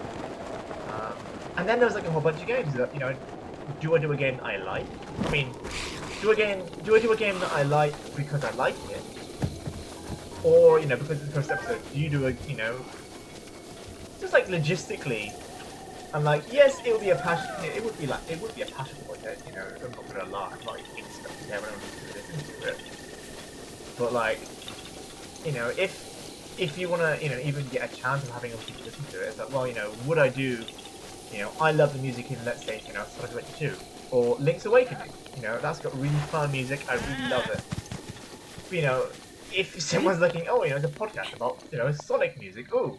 Or, would I do something like, Mario Galaxy, where, like the first orchestrated Mario soundtrack, it is well known that that's got a brilliant soundtrack, Like, ooh, or do I do Breath of the Wild, something like that. It's kind of interesting to kind of think about, when you're thinking about doing these things, even as like a passion project, it's like, oh, because I know my sister, she did, I think she used to do, kind of like, marketing. She did like a course on marketing. And that's what she wanted to go into for a while. And when I said I was going to start streaming, she said, "Oh, you need to create like a brand." I was like, not really. Like, I'm just doing this for fun because I want to stream and I want to play games. And if people want to watch and kind of share, I just want to play games because I want to play, and I like. I like sharing my experience. I like watching streamers because I like, sharing that experience with them. and you know, like chatting about the game. You know, and I live by myself. I'm quite a lonely person sometimes, so I thought, you know, why not? If anyone people want to just hang out and you know chat about games, then I'm down for that because I like doing that anyway. You know, but you know, she was like, you know, you do this, do that. You know, you got like a brand, and I was like, whoa. But you know, it does. You know, I say that now, but it does make you think. Yeah, yeah. That's what I mean. Like, yeah, there's so many different things to think about when doing this kind of thing. I was like, whoa, like, it's insane. Because then I started thinking about, okay, well, you know, how, you know, would I do? Would I just choose a game that I like, or would I choose a game that I like that I know's got, you know, is more popular, like Mario, or something like that. It's like just like thinking about the logistics of things is again, it's kind of like the psychology I was talking about earlier. You know, like I'd love to see kind of how the brain works, like what makes it tick. Oh, dear me. But yeah, it's interesting. It's interesting.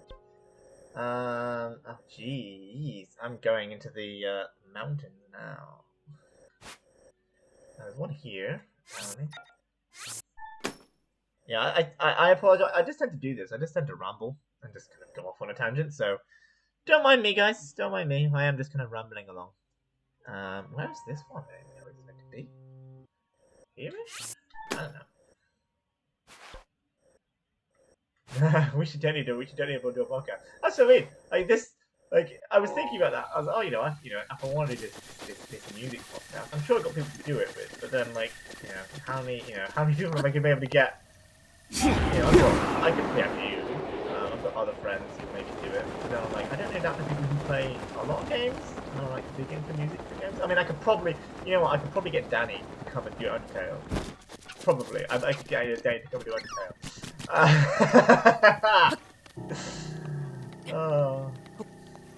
Oh dearie me. Oh dear. It's all fun and games. Yeah, I mean that like yeah. Just like I like podcasts have helped me, you know, find other things. Like it's definitely helped me find a couple of games that I probably would have played and other music that I wouldn't have found before. And yeah, I just like, you know, I like sharing.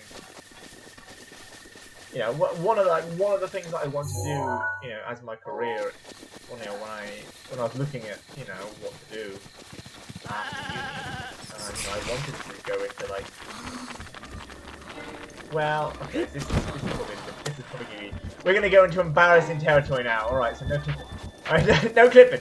But like, hang on, I got a sneeze coming. Oh dear. Like one of the things I wanted to do was kind of science communication. Oh dear me, it's coming. Here comes the sneeze.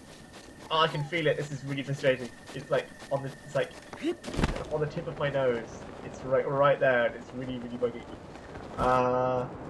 Okay, it's gone. There we go. Okay. No. So like, you know, one thing I wanted to do was do like, you know, science communication, and kind of make. You know, I wanted to make chemistry interesting, like that kind of thing. You know, like how, for example, you know, Brian Cox, whatever. You know, people watch. He did what? I think like astrophysics. And like people watch him do talk about anything. You know, people will watch him talk about almost anything. Even if it's not his thing. Rivali's Gale is now ready. I kind of almost wanted to kind of, you know, I kind of, because I love chemistry. I find it, you know, I find it so interesting. Because it is, you know, the building blocks of anything. You know, chemistry is the central science. You know, you have, you know, physics, chemistry, organic chemistry, biology. You know, it kind of does kind of go, you know, for the whole thing. Jeez, oh my god, I go so far. But like, yeah, like I always wanted to kind of, you know, I always kind of wanted to do that sort of, I didn't want to be the Brian Cox of chemistry, but I wanted to kind of do that kind of thing where, you know, I could kind of talk to people and like educate the general public in some manner, in like an interesting way. I know, but you know, they call, you know, people often refer to, you know, chemistry as the central science. You know, because I think when people say the central science, you know, because you know, yes, physics is like the fundamentals, everything, you know, but like if you have seen that diagram, oh, there's the second dragon. Where is it? Oh, shooting star! Oh no, it is me now. But like it's like yeah, you have physics on one side and biology on the other. Oh, that's a dragon. And like there's no real link between. I don't feel like there's a link between like physics and biology, like a direct link, but there is if you go through chemistry. That kind of thing. It's like you know, the central science. Everything kind of goes through chemistry in some sort of manner. I'm probably wrong. I'm biased. I'm a chemist. You know. Well, I'm not a chemist. I wish I was a chemist. But like, yeah, like I always wanted to do that kind of thing. You know, almost, you know, almost like a Brian Cox of chemistry, but not as famous because I would hate being famous. I really would. But like that kind of thing. That is true. We do have the most fun. Chemists have the most fun. Oh man, can we get that put on t-shirt? Can we get that put on a t-shirt? Chemists have more fun. I think that'd be great.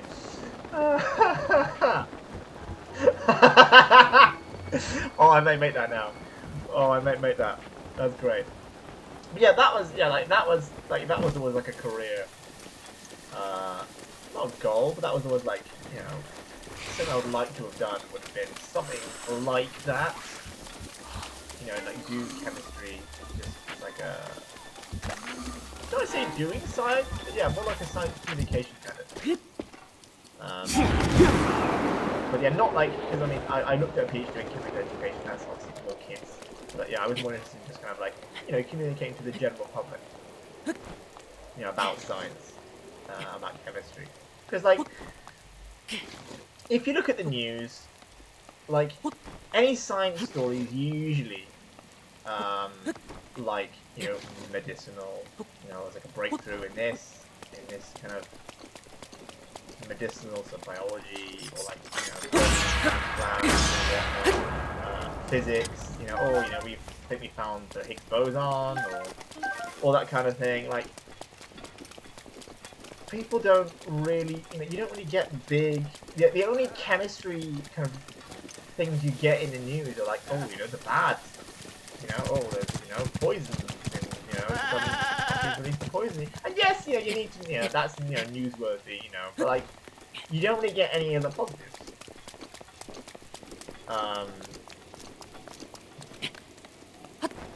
Like, yeah, I mean,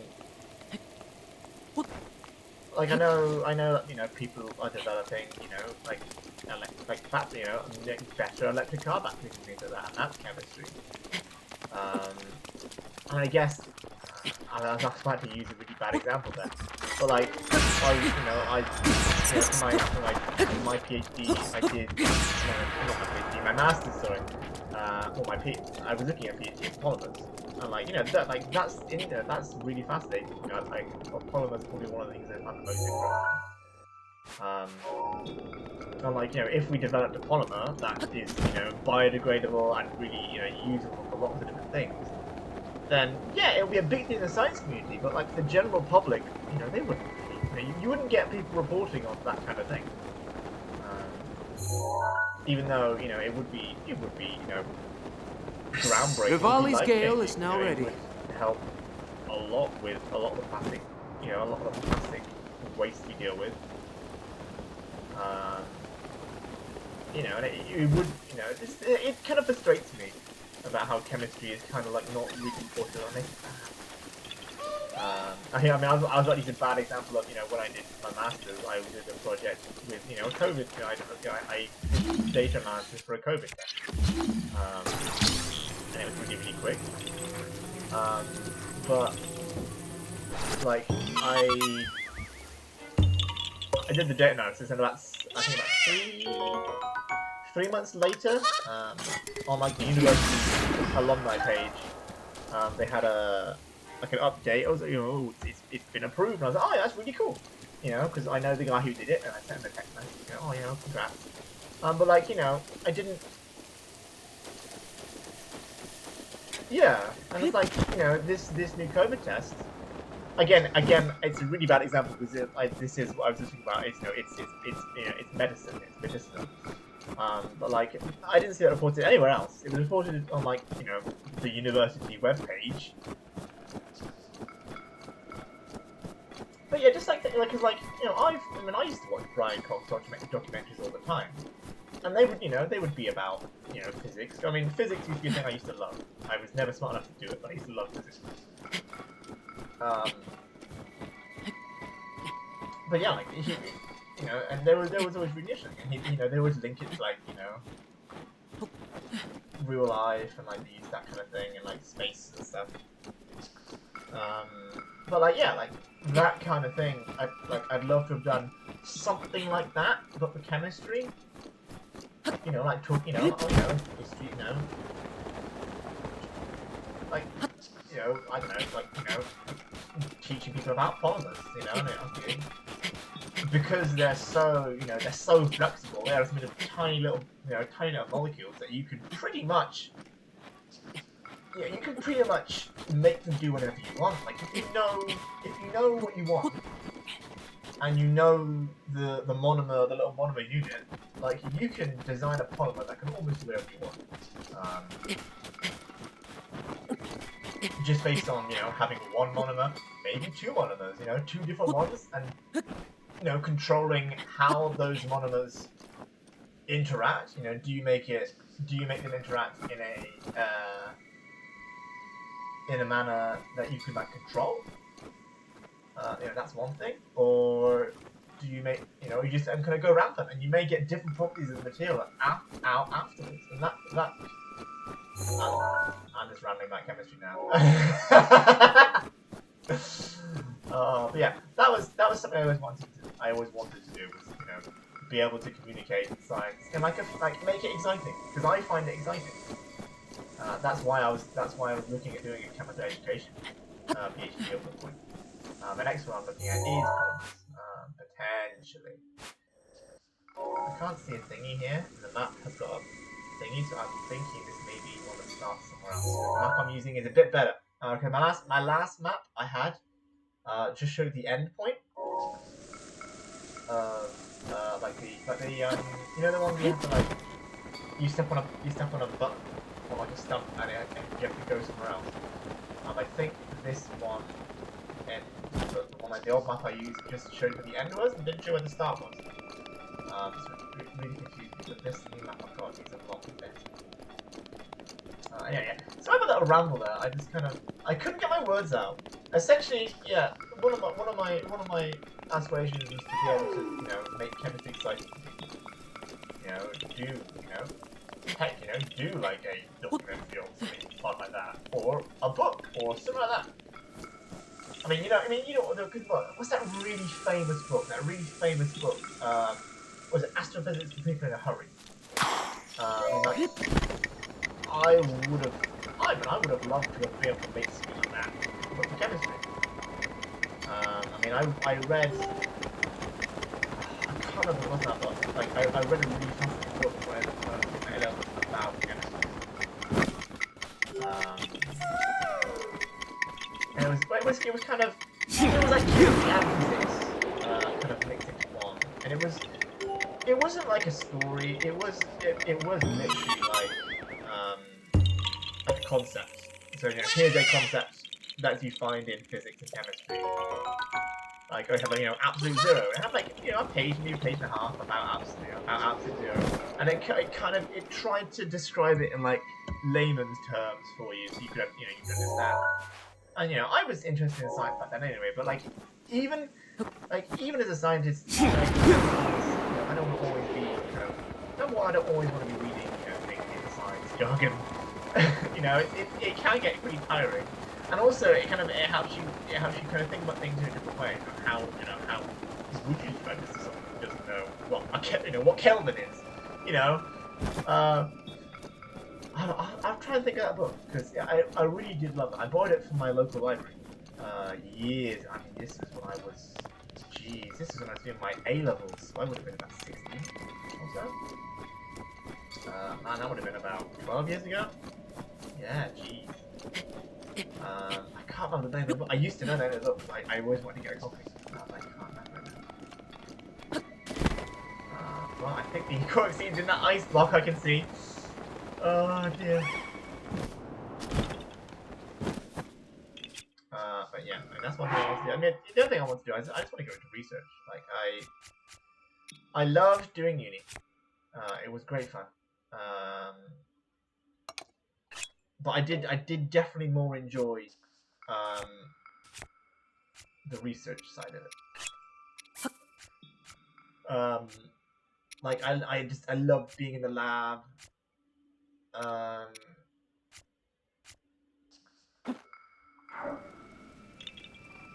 Kind of like doing the experiment, planning the experiment. You know, getting the results, and then okay, altering it. Like we did. I mean, yeah, you and I, we did that. You know, making a spectrometer out of Lego. And that I mean, it sounds easy, but that was actually really tough because we had to, we designed, the spectrometer, and then we had to alter it because it wasn't working how we wanted to. And like even something simple as that, like that was just really fun because every step was like a problem-solving step. But it was like it didn't feel frustrating. I don't know why. It didn't really feel frustrating. No, I did the basic coding and I helped with a little bit of design. You guys did a lot of the I did the coding stuff. But yeah, I mean you came up with a lot of the code as well. But like I did barely any design. I gave a few suggestions for the design, but you guys did most of the building of the actual spectrometer. And like every time we hit a snag, we did we all come together. And like you know what I mean? Like you can when I explain it, like it kind of sounds like it would get frustrating because like we do a step and then we hit a fault and then we'd hit the next roadblock. But for some reason that just kept. For some reason it didn't feel that frustrating because every time, like I don't know, maybe it just felt nice. Like every time we solved problems, like it just felt good. That little bit. Every time we solved the problem. Maybe. I don't know. But yeah. I enjoyed it. I had fun. I just like being I don't like doing like sitting down and just like sifting through lectures. That wasn't fun. I didn't enjoy that part of the uni experience. I definitely more of a lab body. Like I love being in the lab, just doing science. And that's what I would like to do. Hopefully in the future, is do science in a lab. Again, yeah,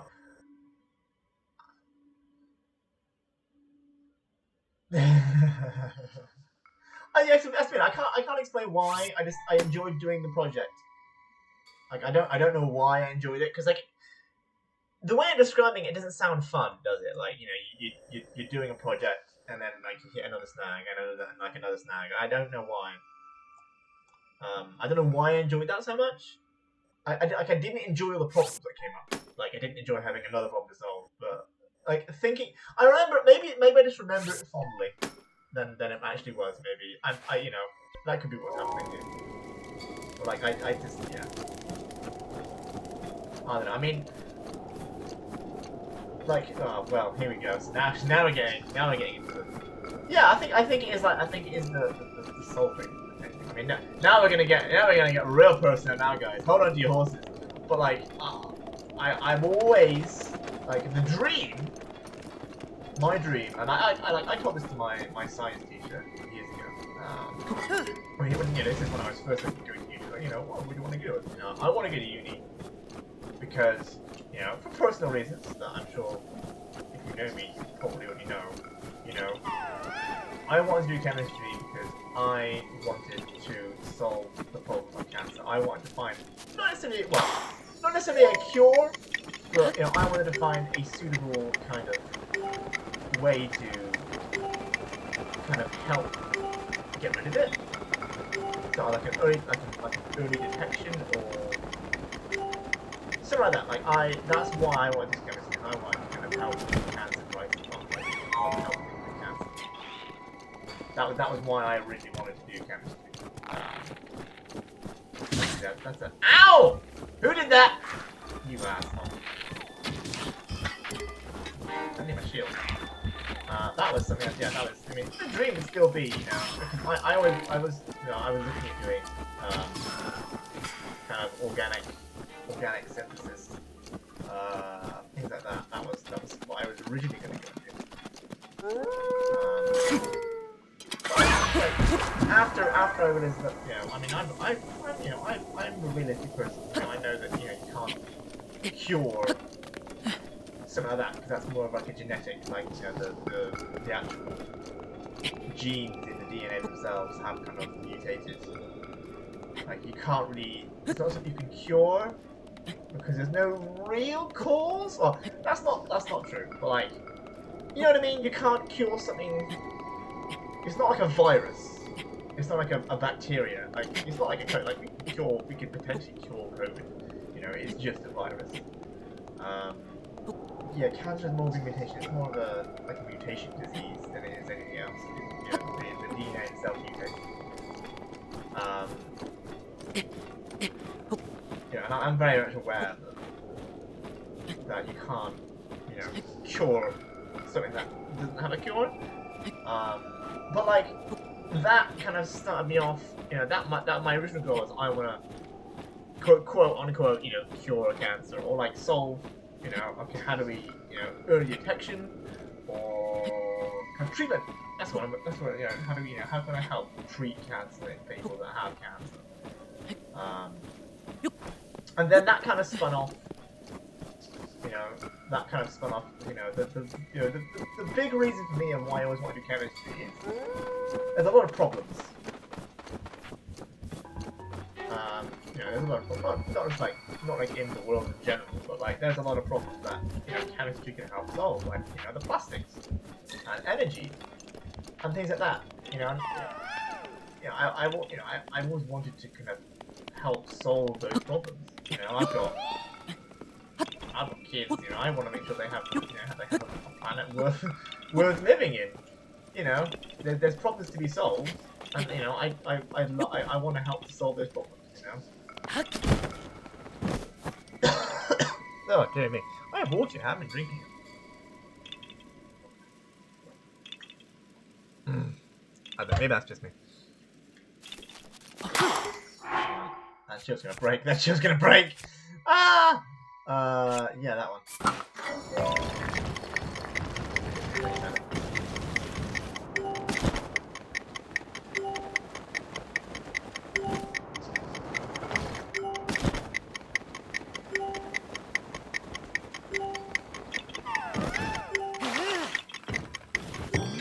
Oh my god! Whoo boy! But yeah. It's always I've always wanted to you know, help solve problems. That's my big chemistry drive. Solving problems. There we go. That entire story can just be summed up as I want to solve problems. That's entirely why. Man, that was like around the bushes. That wasn't even around the bushes. That was around the fucking town. God, I like to ramble, don't I? Fucking hell. I'm sorry, guys. Oh dear. I guess we're oversharing today, aren't we? We're oversharing today, guys. I apologize. Oh, Jesus. Oh, I've never been down here before. Oh, dear me. Well, there we go. Now you know a bit more about me, guys. There we go. God.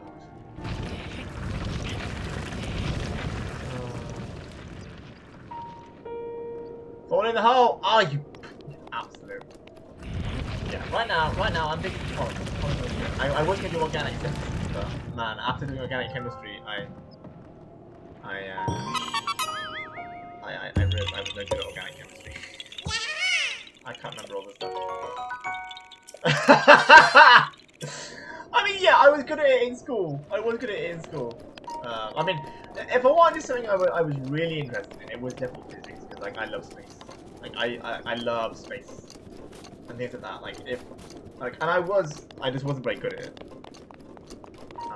I was good at chemistry and I liked chemistry. So that was kind of like, yeah, in an ideal world, you'd be good at what you like. You know what I mean? And like, I really like physics, but I was absolutely shit at it. So like, as much as I want to do physics at uni, that would have been a pointless thing to do. And I like chemistry. It wasn't like oh, you've got these things you hate. Like, I like chemistry anyway.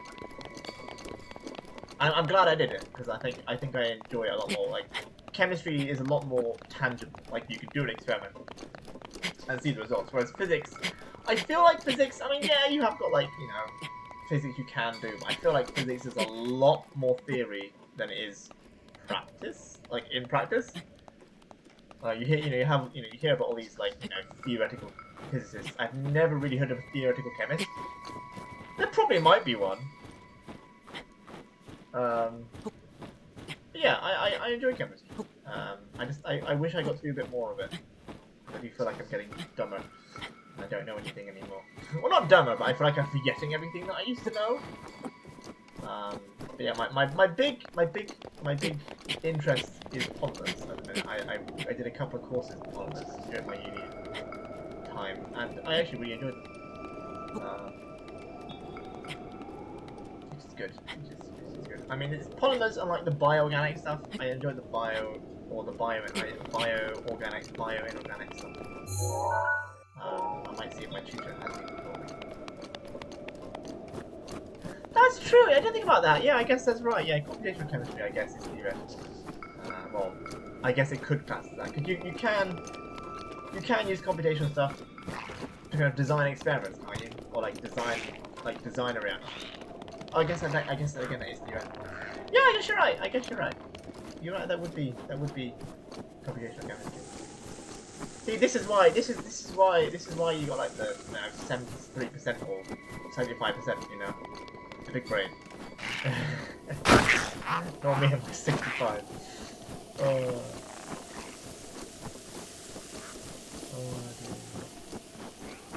yeah. Yeah, you're right. That is definitely theoretical chemistry.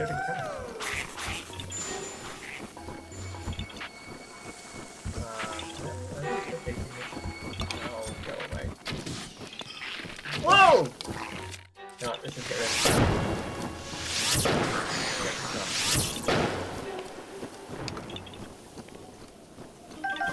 I have no doubt I'm very smart. I know I'm very clever. I keep telling myself that all the time. I am very clever.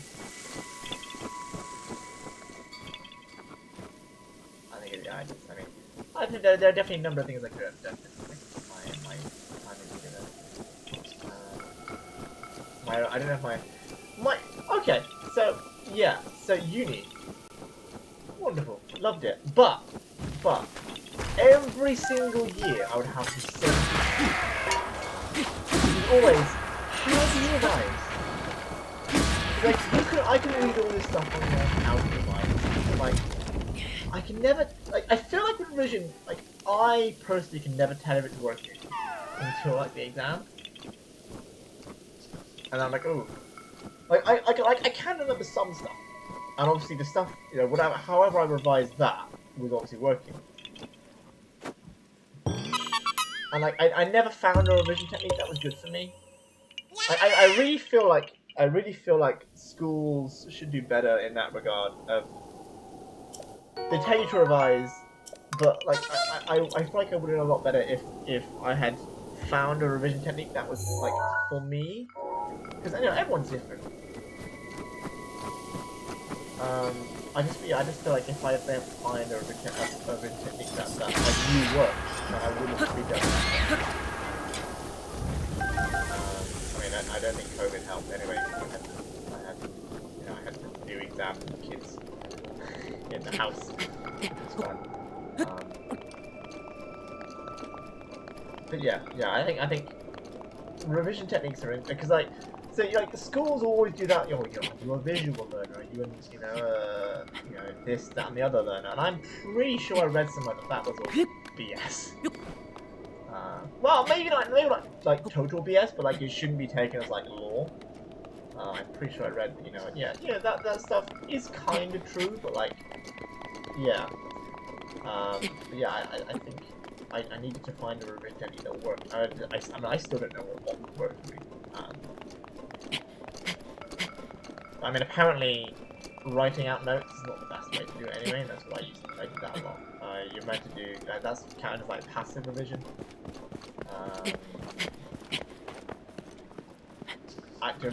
Active revision would be more kind of writing down what you remember and then filling it out again. Like, you get a page, write down what you actually remember from a topic, and then obviously seeing what you don't know.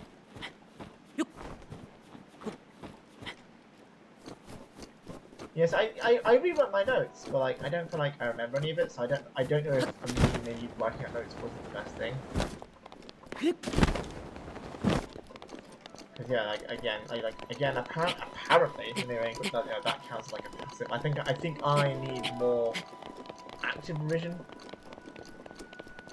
rather than apparently what's considered, passive revision. But again, that's what I mean. Like everything's all individual. Because again, I hear a lot of people saying, writing out notes is good, but it's not the best revision. Whereas I think you thrived on rewriting notes. That was more your kind of thing. But yeah, I feel like I need to find a better revision technique for me. Which I mean, I feel like schools should help with that. Maybe I don't know how. But I feel like, school doesn't help you learn, and learning about yourself is one of the most important things. Learning about how I best learn would have been a great help for me, I feel. Anyway.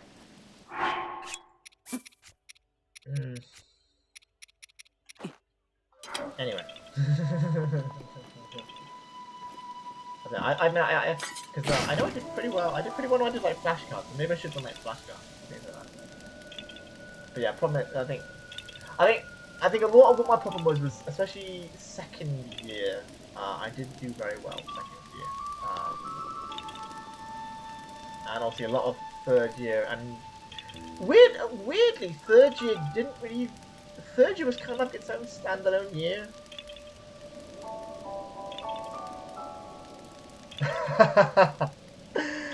You are very clever. You are very clever. But like, it probably doesn't make any sense what I'm trying to say. But like, I feel like I struggled because second year, I feel like a lot of fourth year built off of second and third year stuff. But like, I just put it in the. I feel like second year was almost like a standalone. Because like we did year 1, and then we did year 2, and then we did year 3. Obviously, that's stupid. But like, in year 3, I felt like we did a lot of I don't know, like a film. So like you had year 1, and that was like the first film, and then I feel like year 2 was like the sequel. But then I feel like year 3 was like, it was like Star Wars. Year 1 was like A New Hope, and then year 2 was Empire Strikes Back. No, my bad. I'm doing this badly. It was like the Marvel films, if you will. So like year 1 and 2 was like Iron Man 1 and Iron Man 2, and they kind of year 2 stuff built off of year 1 stuff. But then I felt like year 3 was kind of like year 3 was like Thor. So it didn't feel like anything in year 2 was to do in year 3. I felt like it was entirely different stuff. But then year 4 had both year 3 and year 2 stuff in. So it was like it didn't build year after year. So I think yeah, year one I did good, year two I did not as good, and then year three I did good again, and then year four, because like year four felt like a lot less remembering and a lot more.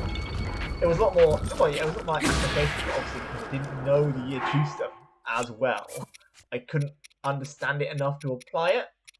Maybe, but yeah, I do feel like like instead of like building blocks, like a wall, like put one on top. Stop destroying my fire! Yeah, I do feel like year two and three didn't really build off of each other. I do feel like they were like separate entities. Because it did, yeah, that did help in year four. But you know what I mean. Like I hope you know what I mean. Because like I definitely didn't feel like I used almost anything in year two that we did in year two in year three. So it didn't feel like year two year three didn't build on year two because I was worried about that. I was like, oh no, I did really bad in year two. I don't know if I understand it or how's year three gonna go. And then year three it felt like entirely different stuff. And nothing linked to year two.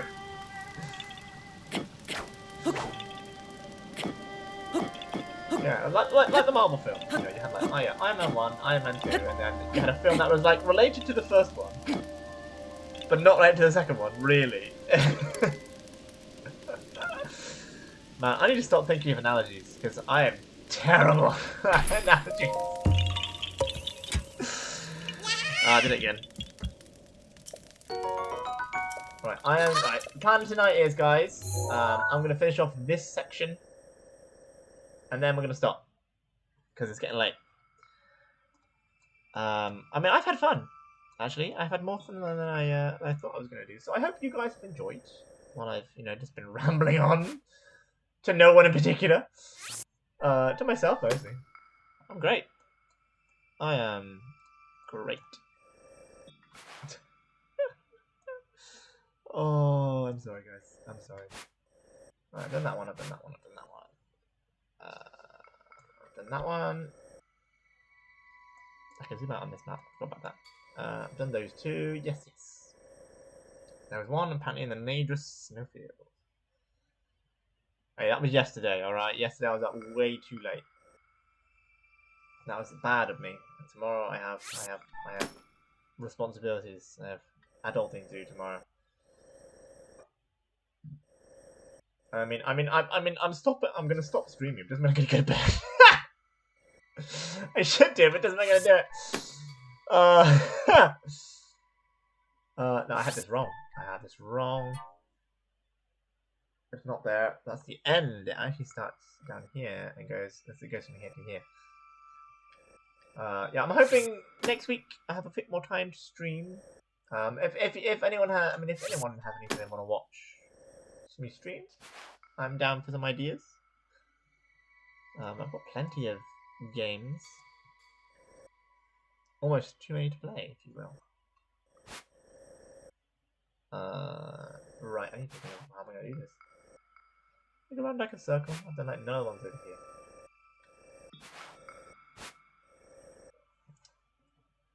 Yes, I appreciate you all for coming to the stream. You didn't have to.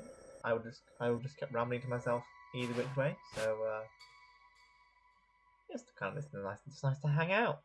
It's just nice to hang out. I hope you're enjoying it, my friend. My first one is the red one. And you.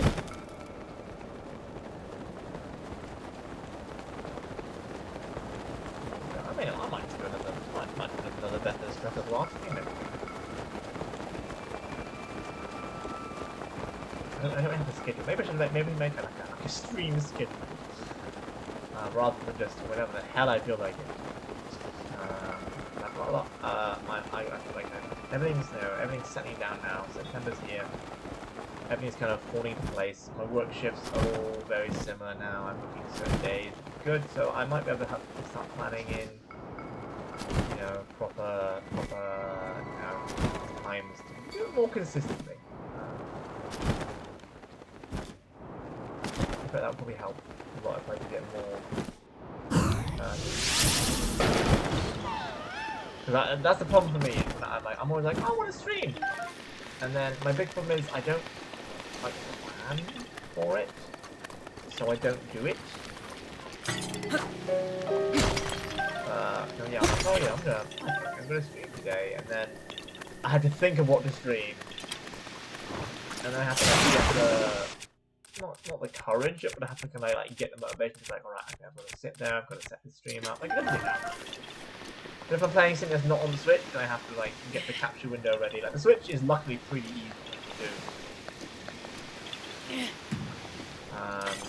Because you know I just use the shadow cast and everything on my shadow cast is set up like it's all ready to go now. The window is all good. I mean, I do want to get like a stream background. Oh, like I've been watching a lot of streamers recently. I mean, do I want to embarrass myself anymore? Do I want to embarrass myself anymore? Do I want to? There we go. Yeah, it's in my paper. Like I've been watching a lot of streamers, and like a lot of them have got like a screen. Like the game isn't always full screen. Like they have like a border or something, just to, like just to like distinguish it. You know, it's their screen. It's that kind of thing. I was thinking about maybe getting one of those. I have a bit of extra money. Now I'm working more. I've had a promotion. I have a little bit more cash. So maybe getting not hiring, maybe like commissioning someone to do like a stream background. I do wanna this is a hobby. This is not a job. This is definitely a hobby. Which I enjoy it. I want to put a bit of effort into it. I'd like to redo my title card or whatever. My start, my loading screen. That kind of thing. I like to, I've got some ideas. I need to like help execute what I need. Oh, the dragon's here again.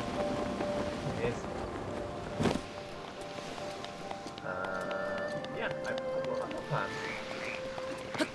Yeah, need to get it working now. Oh, Shadow!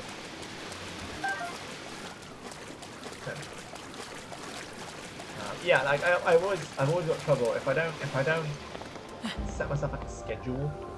Because my friend who I play with, his girlfriend. I started streaming. I kind of got her interested.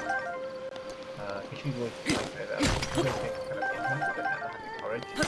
When I went down, I showed her how OBS works and all that kind of thing. Again, I am by no means an expert. It was more like you're down and you know more than we do, so I kind of helped them with that. And like I told her, what I found has helped me to stream even irregularly is just like, right, if I stream on these days, then like I know those days I'm gonna stream. I mean, that's I mean, it's not just for streaming. I did it when I got Ring Fit.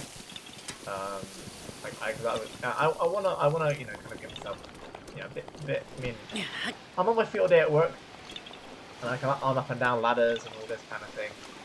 Like I'm not like unfit, but I like to just make sure I'm looking out for myself. I got Ring Fit. Like I enjoyed Ring Fit all those years ago. And like anything to help me kind of work out and keep myself fit. Because like I'm never gonna go to a gym. And like I wouldn't know how to work out by myself, if that makes sense. Like I wouldn't know what to do. And I guess there's like YouTube videos about that, but like I feel like I wouldn't know I don't even know where to start. With like how to work out.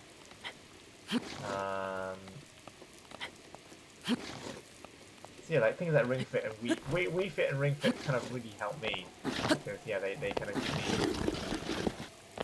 Yeah, I mean yeah, they gamify it, but it also because it's gamified, doesn't it? That helps me. It gives me a rare way to work out where I can kind of understand. I don't have to think of like a routine. Oh dear. But like, yeah, I'm never gonna go to the gym, and I'm never gonna like work out like a routine. I'm gonna follow like do push-ups, sit-ups, planks. I'm never gonna be able to do that. So like that's where the things like that. That's where the things that Ring Fit helped me because it just gives me a way to do it. But like, when I got it, I did it for like, I tried it once and it was fun. But then I just stopped. So I had to plan. I had to plan. Okay, I'm gonna work out on these days, and I was actually really good at. Not really good at it, but like after I put the plan in place of okay, I'm gonna work out this day and this day in my week. Then I found I was setting aside time and I was actually doing it. So hey, there you go, life lesson for today. If you have something you're putting off doing, if you plan to do it, if you set aside a specific time, then when you're like, because I found like when I wasn't doing it, then I was like, oh, I'm not doing what I should be doing. It just kind of it helped motivate me to do it anyway. Because yeah, I specifically planned to get it done, and it helps me doing the stream and stuff. I had a bit of an issue with kind of availability, and my house wasn't really suitable. My living arrangements weren't very good over the summer, so I couldn't stream. But like before summer, when I was doing more regular streaming, I did find that when I planned, I'm going to stream. I think it was like I'm going to stream like Mondays and Wednesdays and whatnot. Like when I set aside that time to stream, then I actually did it. You know what I mean? So it was good. So yeah. Again, nobody asked me that question. So I don't know why I'm just rambling. Jeez.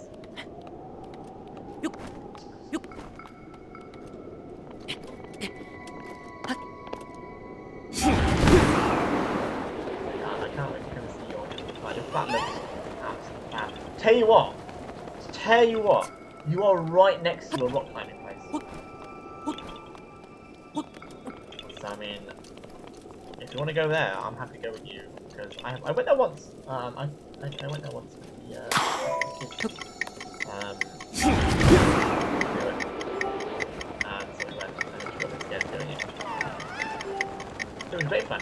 It was weird to me because every time I've gone rock climbing before, like indoor rock climbing, like I've had to have someone like, oh come on, like every time I've ever had to do rock climbing, like I've had to have someone like belaying me, so like someone holding the rope. But this place you don't do that. This place they have like a really weird system where you get clipped in. Like someone has to come along and clip you into these things. Now as you go up, they wind up, and then when you get to the top, or however high you can go however high you want. Whenever you want to go down, like if you fall or anything, like it does drop, but it like lowers you slowly so you don't hurt yourself. But because there's, because because the place that we went to wasn't like a, I don't know, I don't want to like offend them, you know what I mean? But like it was more like an attraction. It felt more like attraction than like proper rock climbing. I mean, it was like not like proper rock climbing rules. I think they just made it a bit more friendly. It just felt a bit more like your crazy golf or your bowling than it did like going to like a rock climbing gym.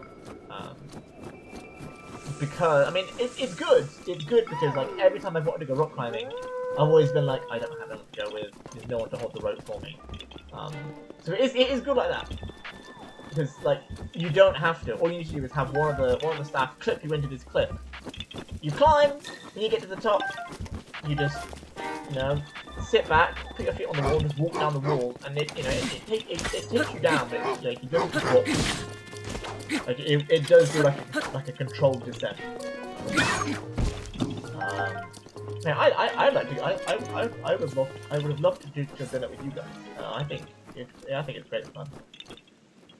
You don't have to go all the way high, like all the way to the top. Rock climbing is a weird one because I love it, but like I do get nervous when I do it. When I do it, like my heart goes like, oh, I'm really high, like . So I don't know why I like it so much. I just like doing it. But Rivali's yeah, Gale okay, is I now love that. ready. I think, Jacob, I think you would like bouldering. I think bouldering you love bouldering. I mean, where you live, where you're gonna go live anyway?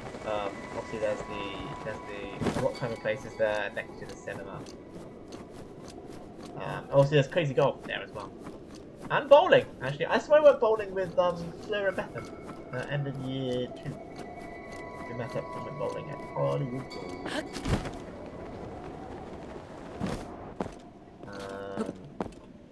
Yeah, I think you enjoy bouldering, my friend.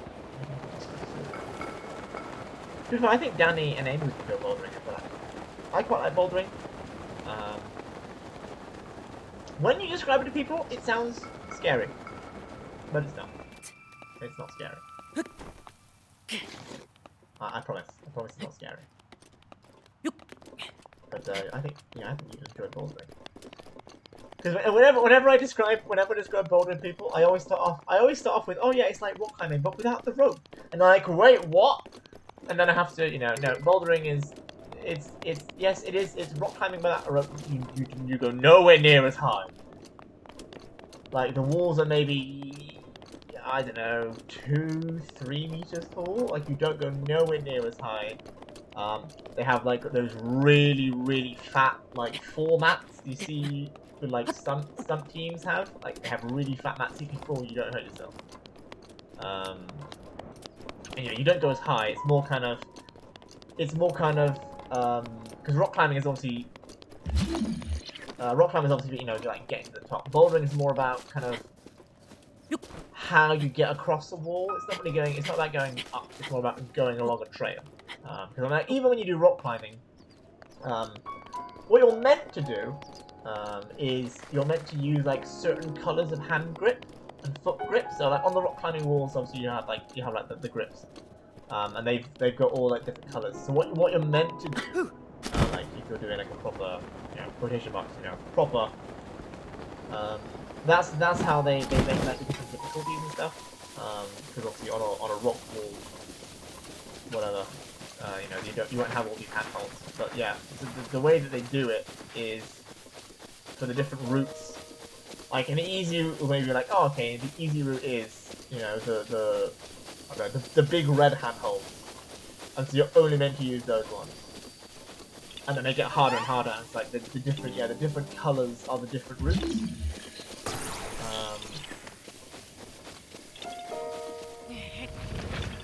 Or they'll do it where like, okay, like, the easy one is, just get across. Using any handhold you want. And then as you get harder, be like, okay, you can only use the red and the blue and the yellow, or you can use this and that. Yeah. I think bouldering is quite fun. I used to do bouldering a lot more than rock climbing because it's a lot easier to do. You do it by yourself. You don't go nearly as high. It is literally just, you climb the wall for like an hour or so. And again, you can just climb whatever you want. You don't have to. You don't have to follow the color. They have some hard ones, but there are some where you like there was one that I went to, and it was like one of the ones like you start like the walls, like you climb upside down. Obviously, again, not really high. So it was probably like the wall itself you're climbing upside down was probably about a meter off the ground. So like you almost have to like crawl underneath to get to this. Maybe like a meter and a half. Like there was enough room to like comfortably grip onto the wall. But like I did it like at about 6'1", so I did have to like duck to get under it. So you'd almost lie on the floor. I don't know. I'm doing the action. I'm doing the action while I'm sat on my chair. You almost had to like lie on the floor, grip onto the grips, and then like pull yourself up. It's like you would start upside down.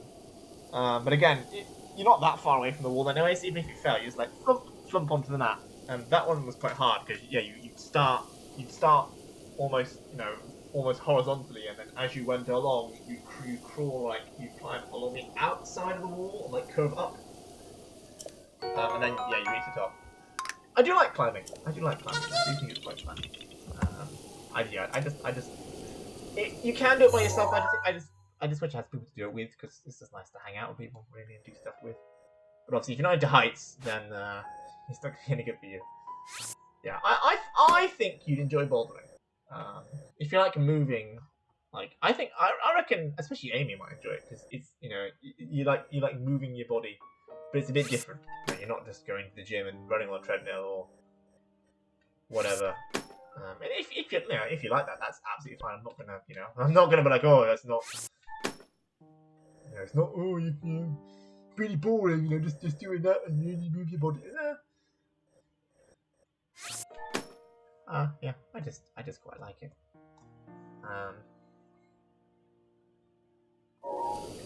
Also, when you're climbing, you get to use, you have to use every muscle. Like, you get a good rock climbing session, and man, you're aching. Maybe I'll look at some bouldering places and see if you guys want to come bouldering. May have a fun day of it. We'll see. We always make plans. We never do. We never make any plans.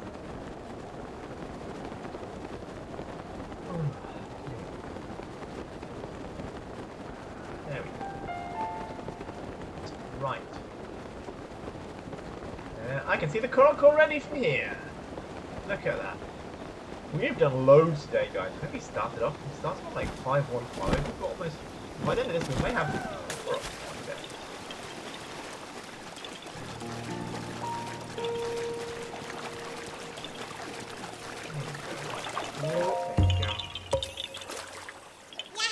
Hello. Chat's lively today. I got more than one person. This is nuts. Right. No, I've got to try and figure out my route again now. Blue. Yeah, if I go up around that way, I've got one more to get. Like here, I think. Yeah, this map is actually pretty. I'm so glad I did the map. The old map was absolutely terrible. Blue. Yes. I didn't keep up to date.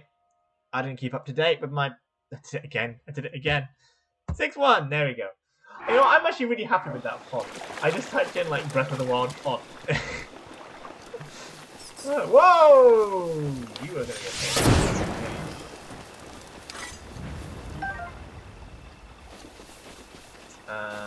Yeah, I'm so glad I found that font. It's not too bad. It's not too bad. Thank you for the luck, though. Thank you. It's taking me a long time.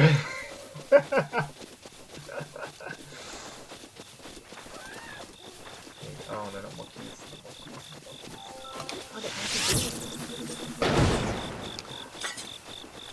I'm kind of glad after doing the Korok hunt, because I found the more Koroks I'm finding, the more like I've definitely been down this area, but I don't remember this.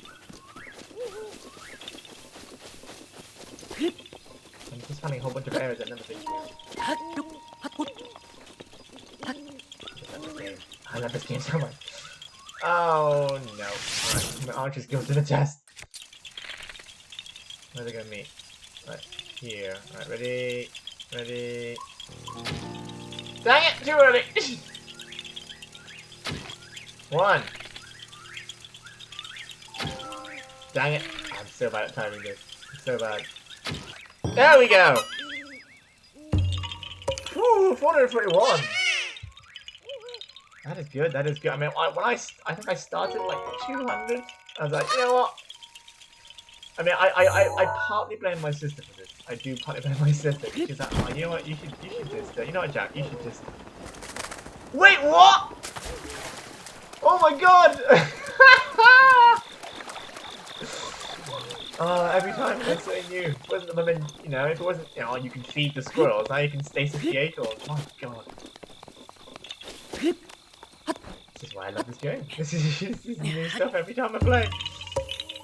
Dang it, I didn't keep up with the count, guys. I didn't keep up with the count. 62. Now 63 now. There we go. We're more than halfway there. I always do that. I always feel really bad about whacking the Koroks in the head. Here we go. Right, where are we going now? We're going tree one. Yeah, again, I will admit I'm not hunting properly. Like I'm not just getting the mask and just looking around. I have got a map that shows me where they are. The way I'm doing it is I decided that's right now, you fall asleep. It's getting late, I'm gonna stop soon. I'm just gonna get these last ones and I'm gonna stop. It's like it's like 1 in the morning. Yeah, I'm not crazy enough to find them all quite by myself. I am using a map to find them. But I am not using the map to tell me how to solve the puzzle. That's what I'm doing by myself.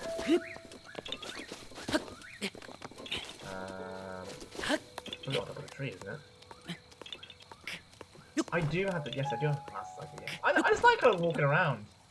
This is my first save file. On this one, I don't know why. On this one, I hit a point in the game when I was I kind of hit a point where because when well, the way I started playing was every time I went on, I was big with the bow. I was big on the bow. So every time I would turn the game on, I would travel around all the stables by every hour I could find. Whoa, is there one down there? But I hit a point in the game when I decided I didn't want to do that anymore. And so I did a whole bunch of time when I refused to fast travel. I don't know why. It's just because I just liked wandering around. So like I would just take the horse, or no, I'd walk. Damn it, not too far away. Oh, come on. There we go. So yeah, I refuse to fast travel. I don't know.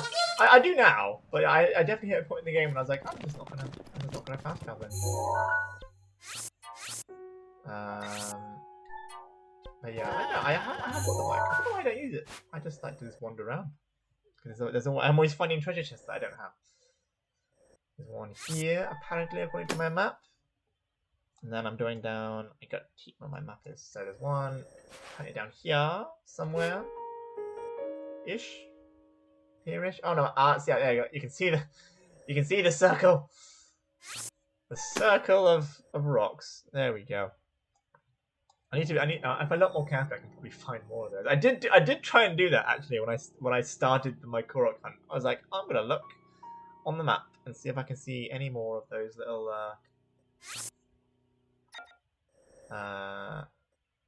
what do you call them? Rock formation thingies. I did start that, and then I gave up very quickly because it's hard on the eyes, especially if you're looking in portable mode. Because I was doing it on the way to work. Right, this will be the last one, I think. Here, oh, maybe it won't be. Oh no, I've got that one. I've got that one. There's one here.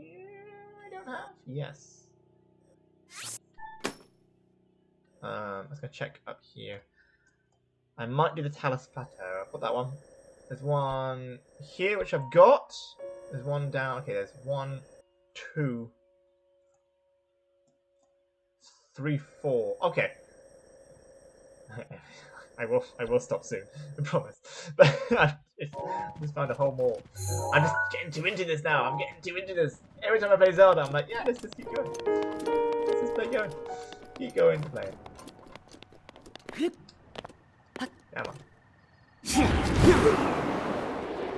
I'm not doing this on my master mode playthrough because I'm not a masochist. I want to enjoy the game. I don't want to. Oh no. There we go. Not a fan of those. They always make me drop my stuff. Oh no! No! Shield God! No! No! Don't roll! Oh damn it! I thought that would last a bit longer.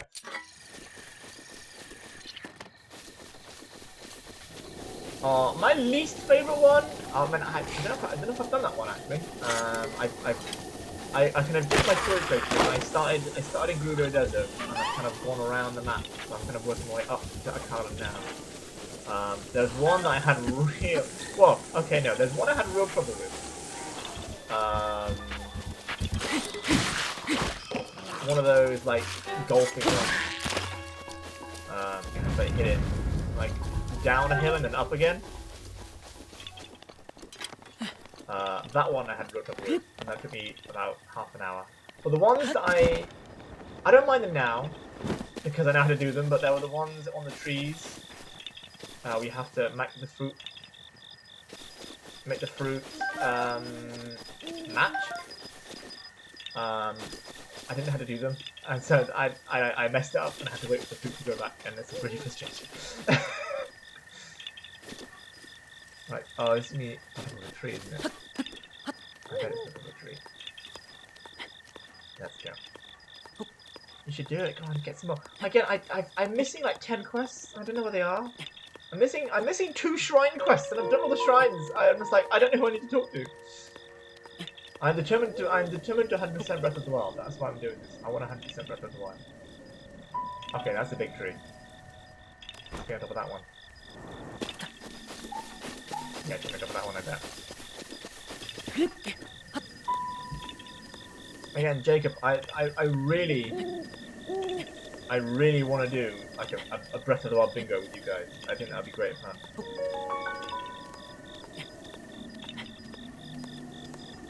Because you've all got it. We all have it. Daniel's playing it today. The reason I'm doing it today is because I saw Daniel playing it earlier, and that was like I was at work and I was like, I want to play Breath of the Wild now. So now I'm doing Koroks again. It won't be hard. It'll just be like, find a, I don't know, find a specific weapon or make a meal. Like, I'm not going to, take a picture of a deer. It won't be the one that we found online. It won't be that one. That was just like an example. I need to update this again. I keep forgetting to update my counter. I really wish I had a button. I could just press a button here and just add one to the total rather than just pressing backspace. Oh dear. I'm just gonna go. I need to, what I need to do is go and buy myself another hybrid shield. I broke it. I finally broke it. I'm not doing 100% speedrun. No. I've had this game for almost 5 years. I haven't even done 100% it now. I'm not doing 100% speedrun. No. I'm not speedrunning anything. Okay, the only thing I might speedrun would be like... Oh, I don't even know. Sonic Adventure 2? I'm pretty good at that one. I'm not like speedrun levels with it, but that might be the only thing I might be speedrunning. Maybe Sonic 3. I'm good at Sonic 3.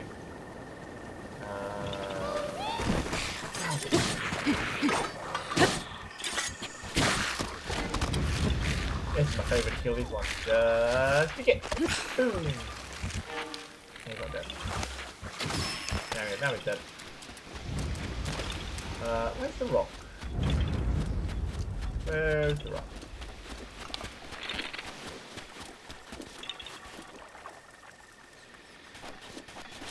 Where's he gone?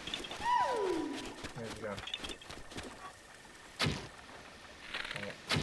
There we go. Where is the rock?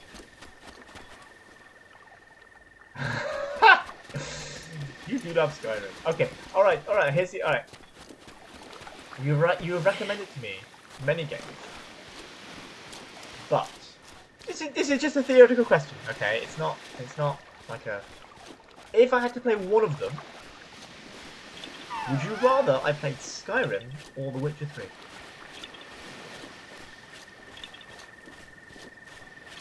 Because you both recommended those two things.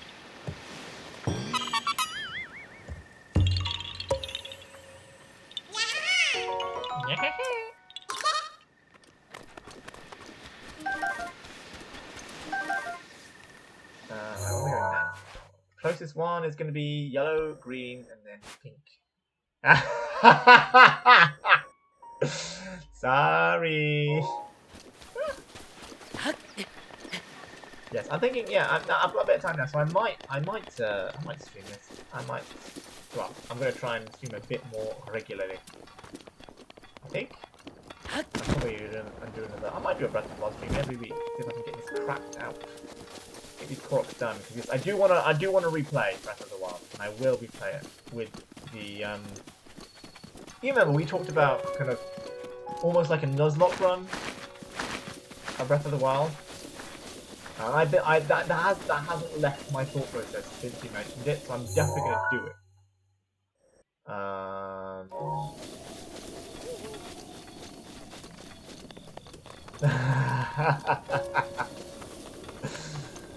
It's a hard question, huh? It's a hard question. Whoa! Where'd you go from? No, that's fine. I mean, I luckily, like, if I ever play, I will put, you know, if I ever choose to play one, I might play both. But yeah, they are on my list of games to play. Don't worry, I haven't just like listened to you and ignored you. There's just too many games to play. Where's? I hate these. They always just disappear on me. Over there! Here we go. I can hear it. Where is it gone? Where is it gone? Where's the white one? Oh man, stop doing this to me. Did I know that? I don't think I did that. I don't think I did. Where's the white flower? Oh, I'm always... My favourite thing is just browsing Twitter. Because I will just browse Twitter. I think it's Zelda Twitter. And then I'll just come across something I didn't know.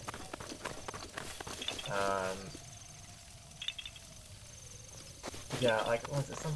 Like, recently... What? I think it was like six months ago. They're like, oh yeah, you can like, feed almost any animal in the game. You can feed the squirrel. You can feed the bear. It's like, oh my god.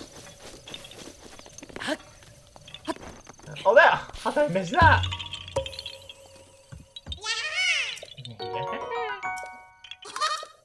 Alright, now we're going for green, and then... And then we're almost done today, guys. I promise we're almost done. I promise. If you have to go, please go. I'm not gonna, you know... Don't stay up just for me. I'm just playing Zelda.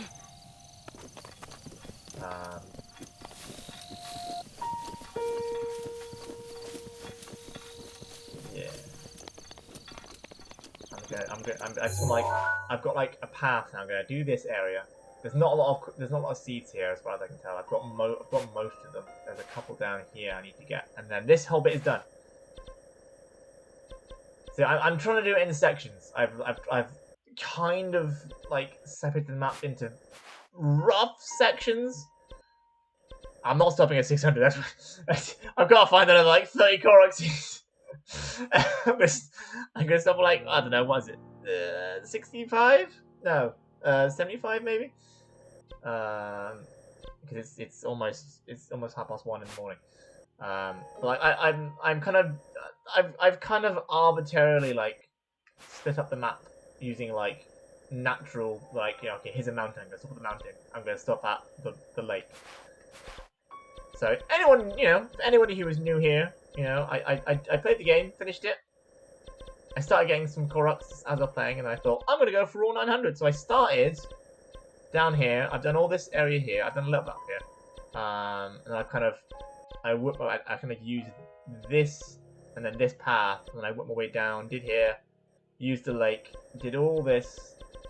So anything, I've done the Great Plateau, and then I've kind of done all this bottom bit using this. So I'm kind of, my plan is I started here. I'm gonna work all the way around the edge of the map. So I'm not gonna go any closer than this big moat or this big lake around Central Hyrule.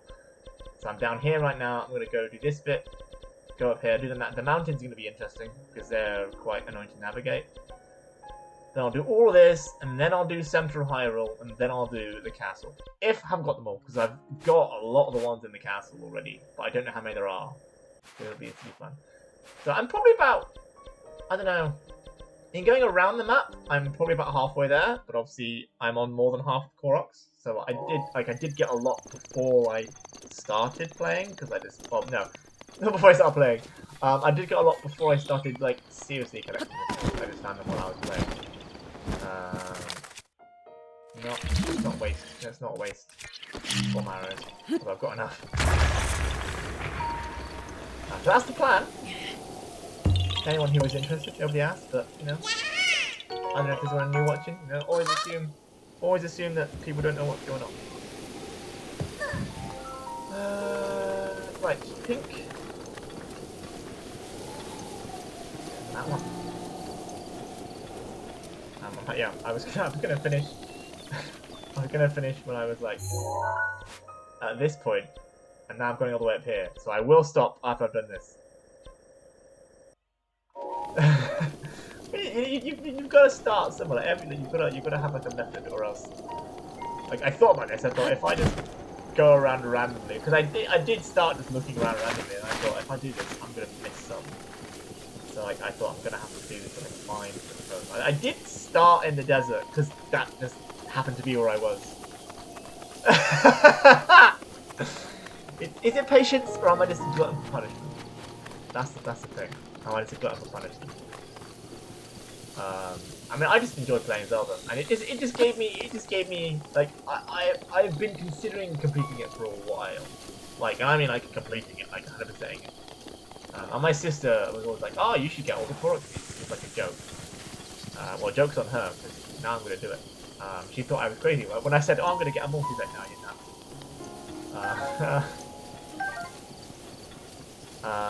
But I mean, I enjoy playing, so it's not really that patience. It's giving me something else to do. Like the main reason I stopped playing it for a while was because I had nothing else to do, and then the DLC came out.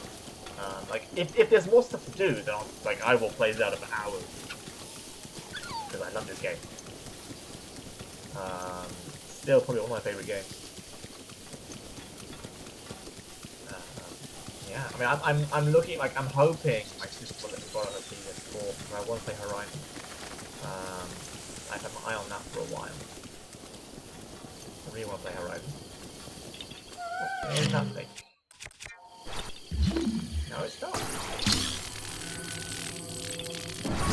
Little tip to you there, Jacob. You know, if you see one of those, especially like the in the desert, where it could be like the trap ones. If you try and pick it up with the magnesis, it'll tell you if it's real or not. Right, where is this going?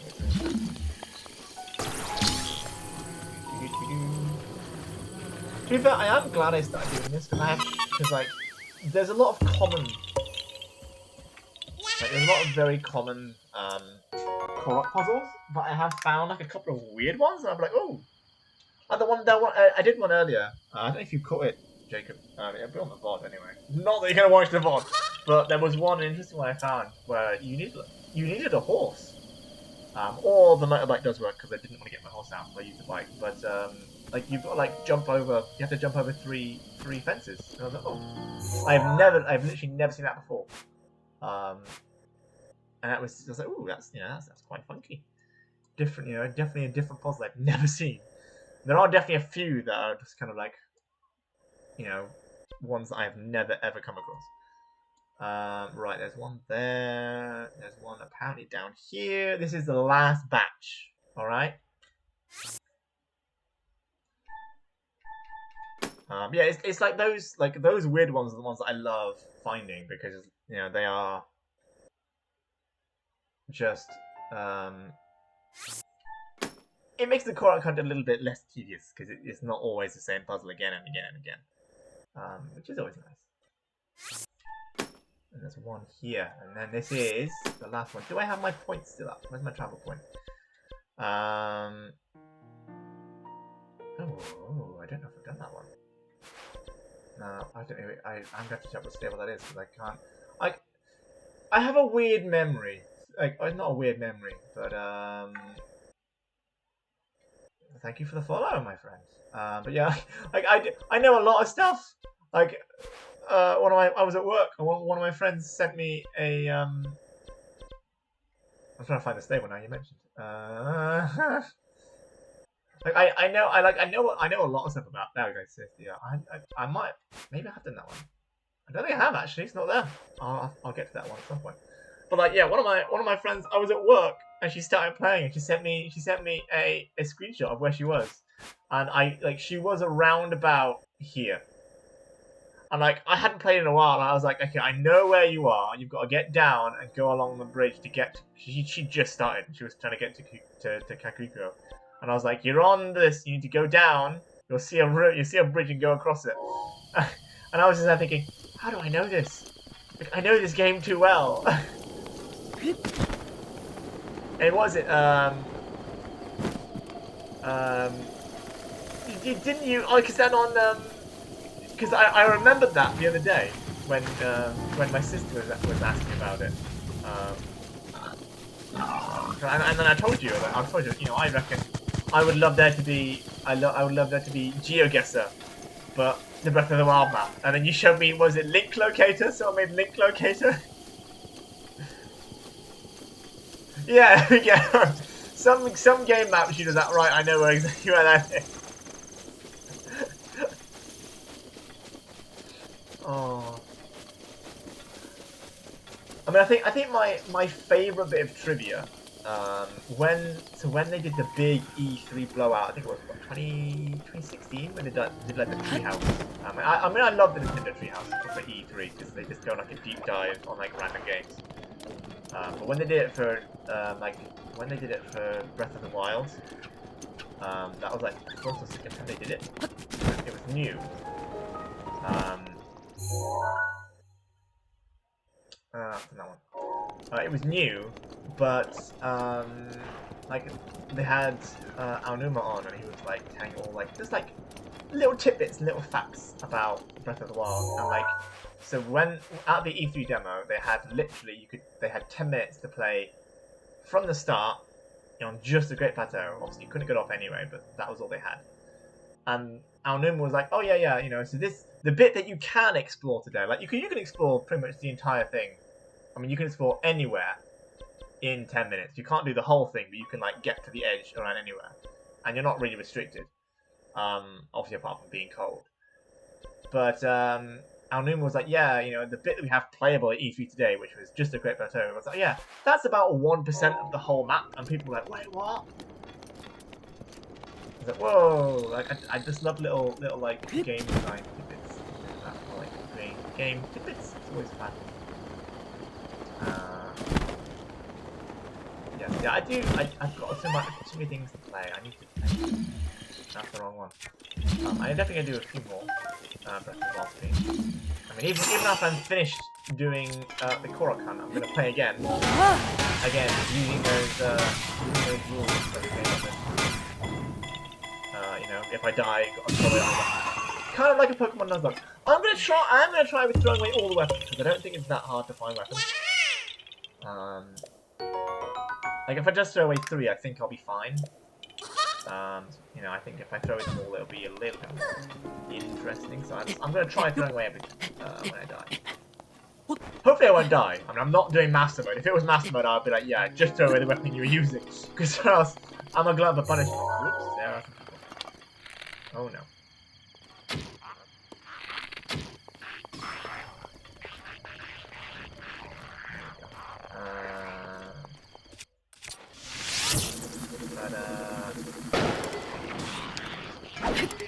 No, not Sledgehammer! No! Not the Sledgehammer! Where's the Master Sword? Oh no!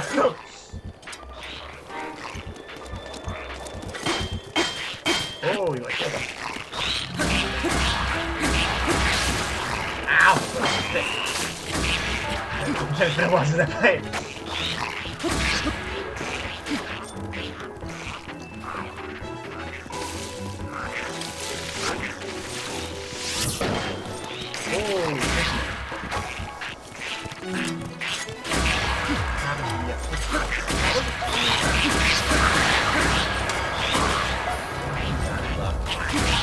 I recommend if you haven't done Final Sword, I would recommend saving all the fine. Looting everything. Because yeah, you find everything again. Because I think it's not too bad, anything. For example, I know it's probably well, if you don't want spoilers, then cover your ears for like 10 seconds, because starting now, I know that in the later floors there are some lineups in there. So yes, if you're after spoilers, then I should be done by now. No more spoilers, but yeah, ancient arrows will help with that a lot. If you, I mean, even in the base, in like the normal playthrough, they work on those as well. But obviously in normal, when you're playing normally, you know, you usually want all the drops from enemies, and if you use an ancient arrow on something apart from the guardian, it just evaporates. So you won't get anything. Speaking of, oh, there's a silver lino down there. Oh no, am I gonna fight the lino today, guys? It's like the last thing we do. Oh, it did. I was concerned when I did it, because they didn't really market it very well. I didn't keep up with my core count, did I? Oh no. There was 4. I got 2. Here we go. When they marketed it, I was like, oh yeah, do floors. So I thought that you would have to do every single floor, like all, I think 90 or something, like one after the other. Luckily, you don't. You do like 30 at a time. So you do like the 30 beginner, and you complete that, you leave, and then you come back and do the 30 intermediate, and you leave, and you do the 30 or 20. I think it's 30. Like hard ones. But at the time I was like, I'm gonna do 94 all at once. Yeah. I mean, you've got the DLC, didn't you, Dick? So I mean, I would. Tip is definitely any potions or any potions or stuff that you want to use, like defense potions or the like if you get some mighty bananas and cook up 5 mighty bananas, you get a tap buff. I think it's what you make with the 5 mighty bananas. You get like attack up for 4 minutes. That's good, yeah, like especially like the later ones, like. So you lose all your items, but if you eat something like this before you right before you go in, you keep like the effect of it. So any potion stuff, you'll keep that effect. You just won't have the item to eat. If that makes sense. So you can still do that. I farmed way too many. I farmed way too many dragon stuff to upgrade my armor. I'm not. I have not farmed any more dragon farm. Right, let's try and kill a Lionel.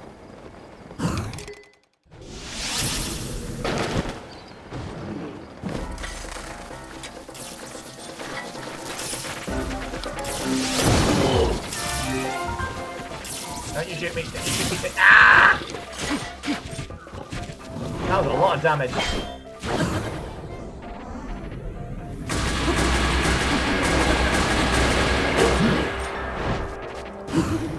There we go.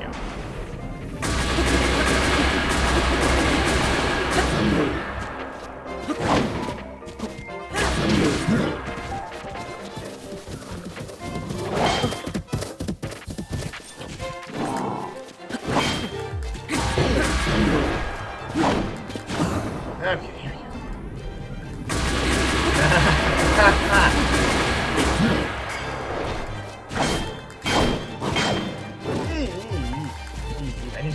I need to stop reading chat.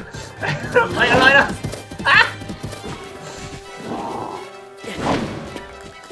I know there's duckers who decide to like because in master mode they had a silver liner right on the Great Plateau, and I'm like, you know, there's duckers who've done that like with like sticks. I should have pressed that liner in a while. Oh! Oh, my bow broke! Oh no! I forgot my bow broke! This is going badly! No, we're gonna kick.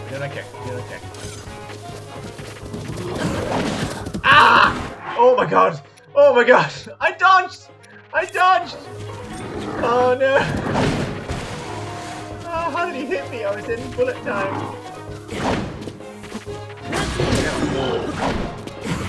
Okay, here we go.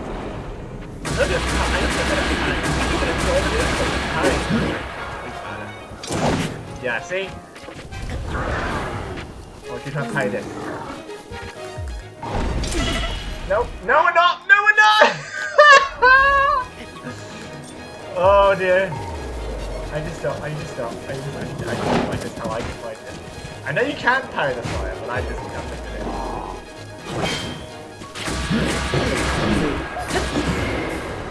Yeah, I'm better at dodging. I need to do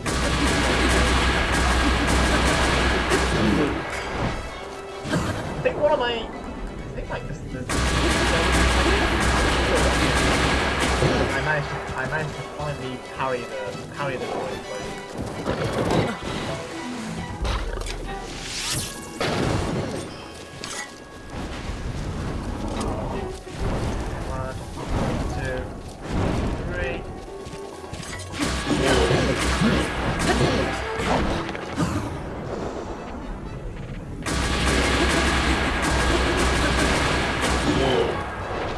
I don't mind that so much. Master Mode, my main like Master Mode.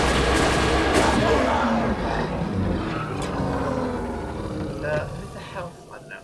The health regen is kind of annoying.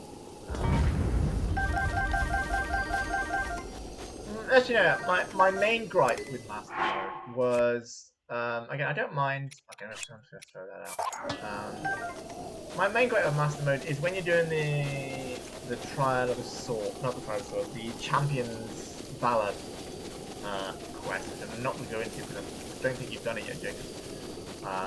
But there's a... You have to fight, and you know you have to fight again, you've done it. But you have to do certain fights with certain equipment,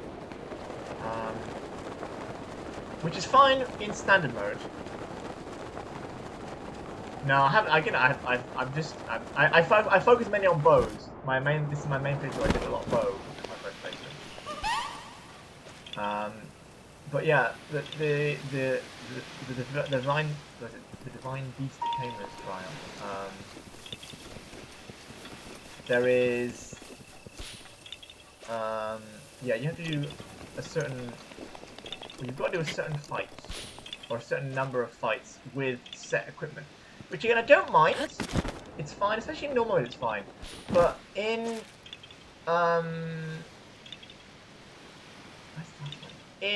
Master Mode, obviously that bosses can regen their health. If you stop hitting them for like a minute or so, it's quite a short amount of time. They start regenerating their health, and I mean it does stop at like 25. Like there's thresholds. If you go past 25%, it won't heal past that, and again to 50. But yeah, my main gripe is when you're doing that,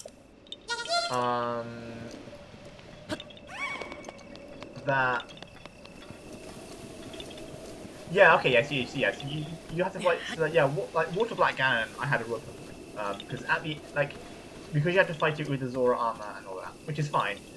But if you stop in Master Mode, all enemies will regen their health if you like don't hit them for like a minute. Also, yes, they go so quick. Like if you keep sitting them, they're fine. But like Water Black Ganon, I had such trouble with when I was doing the Master Mode DLC because he stays really far away from you,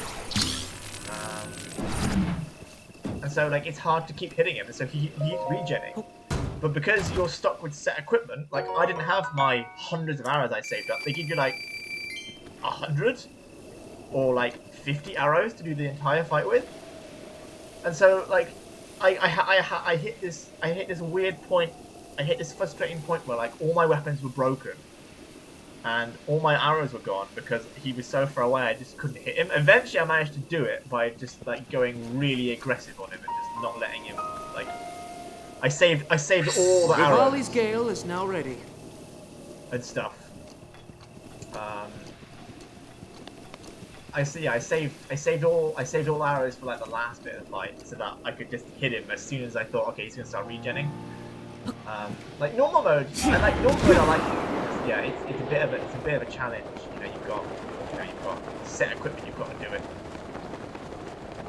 yeah, that was quite interesting. I like that. But yeah, in master mode with the whole regen thing, I hated it. I hated it so much because yeah, I just couldn't. I just couldn't. I couldn't hit him. He just kept regenning. Right, I'm gonna go and check over here. I think I've still got this one to do. Remember, there's one. This is one of the ones that I messed up. But yeah. So yeah. The Divine Beast Tamer is fine in normal mode. I like it.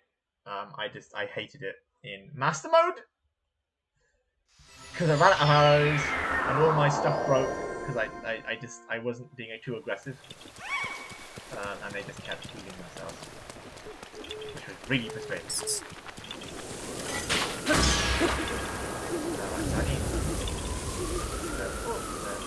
Right, so I need to make sure every one of these is saved.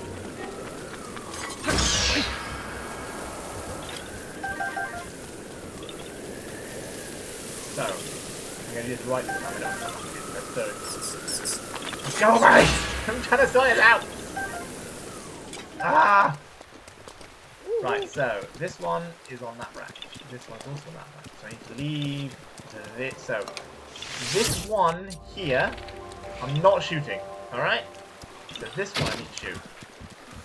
Go away. I'm trying to do this!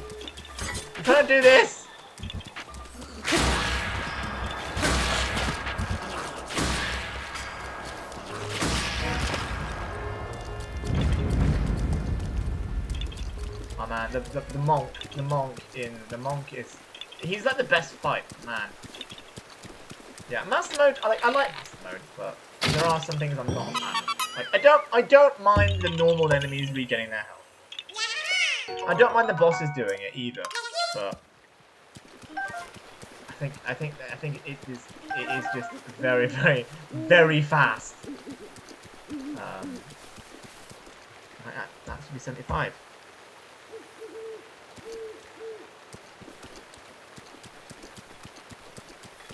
Wait, what? There's one you don't want off the tree. I don't know. Will that fall with the tree?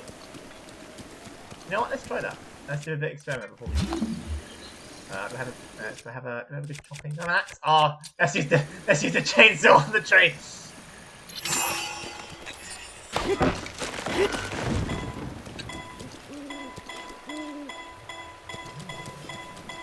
That's gonna fall. But yeah, then it's in the same place as those three. Ta-da! See, you learn new stuff every day. I've learned 3 new things today.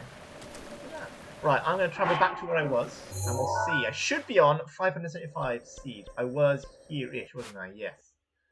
Let's go here, because I can go up here. Around here next time. So next time, we're doing Zora's Domain. Trying to find one of the Korok seeds up there. Let's just travel back. Let's have a look. Have I counted properly? Have I counted correctly? That's what we're going to see here now. We're looking for 575, guys. Hey, we did it! 575! Oh, brill. Look at that. Look at that, guys. We did it. We can do math. You know what? That wasn't bad today for a stream. Yeah, I was only going to do one for like an hour. And now it's been, what, 11, 12, it's been 3 and almost a half hours. So, I enjoyed myself. I hope you had fun. We started with 515, so we've got 60 Korok seeds today. Oh boy. Oh man. Yeah, I had great fun. I hope you guys had a nice chatting with you all as well. Learned some new stuff, so thank you for telling me all the new things as well. Yeah, wow. I got to start using some of those. Yeah, it's near 2 AM. I started at 10:30. Don't remind me, man. Don't remind me. I was not expecting to be up this late. I was just having too much fun. That's the problem with Breath of the Wild. Is I start, and then I just like playing it. I just want to play more. And it's why I'm probably going to end up doing another stream. Well, no, I would do another stream. But yeah. thanks for watching, guys. I will hopefully see you all soon. Hopefully we can get more seeds. I'm hoping to be done with this soon, because if I'm getting like 60 a night, then grand. I need to sort out this because everything's open because I can't press a button and just open all that. Yeah, I hope you will have a good weekend as well, wherever you are. Obviously, I don't know what time it is. It could be anywhere, like I said at the start of the stream. Yeah, have a good weekend and have a good night. If you're going to bed, have a good sleep. If you're waking up, then have a good day. Why not? Oh dear. Alright, thank you very much for watching, guys.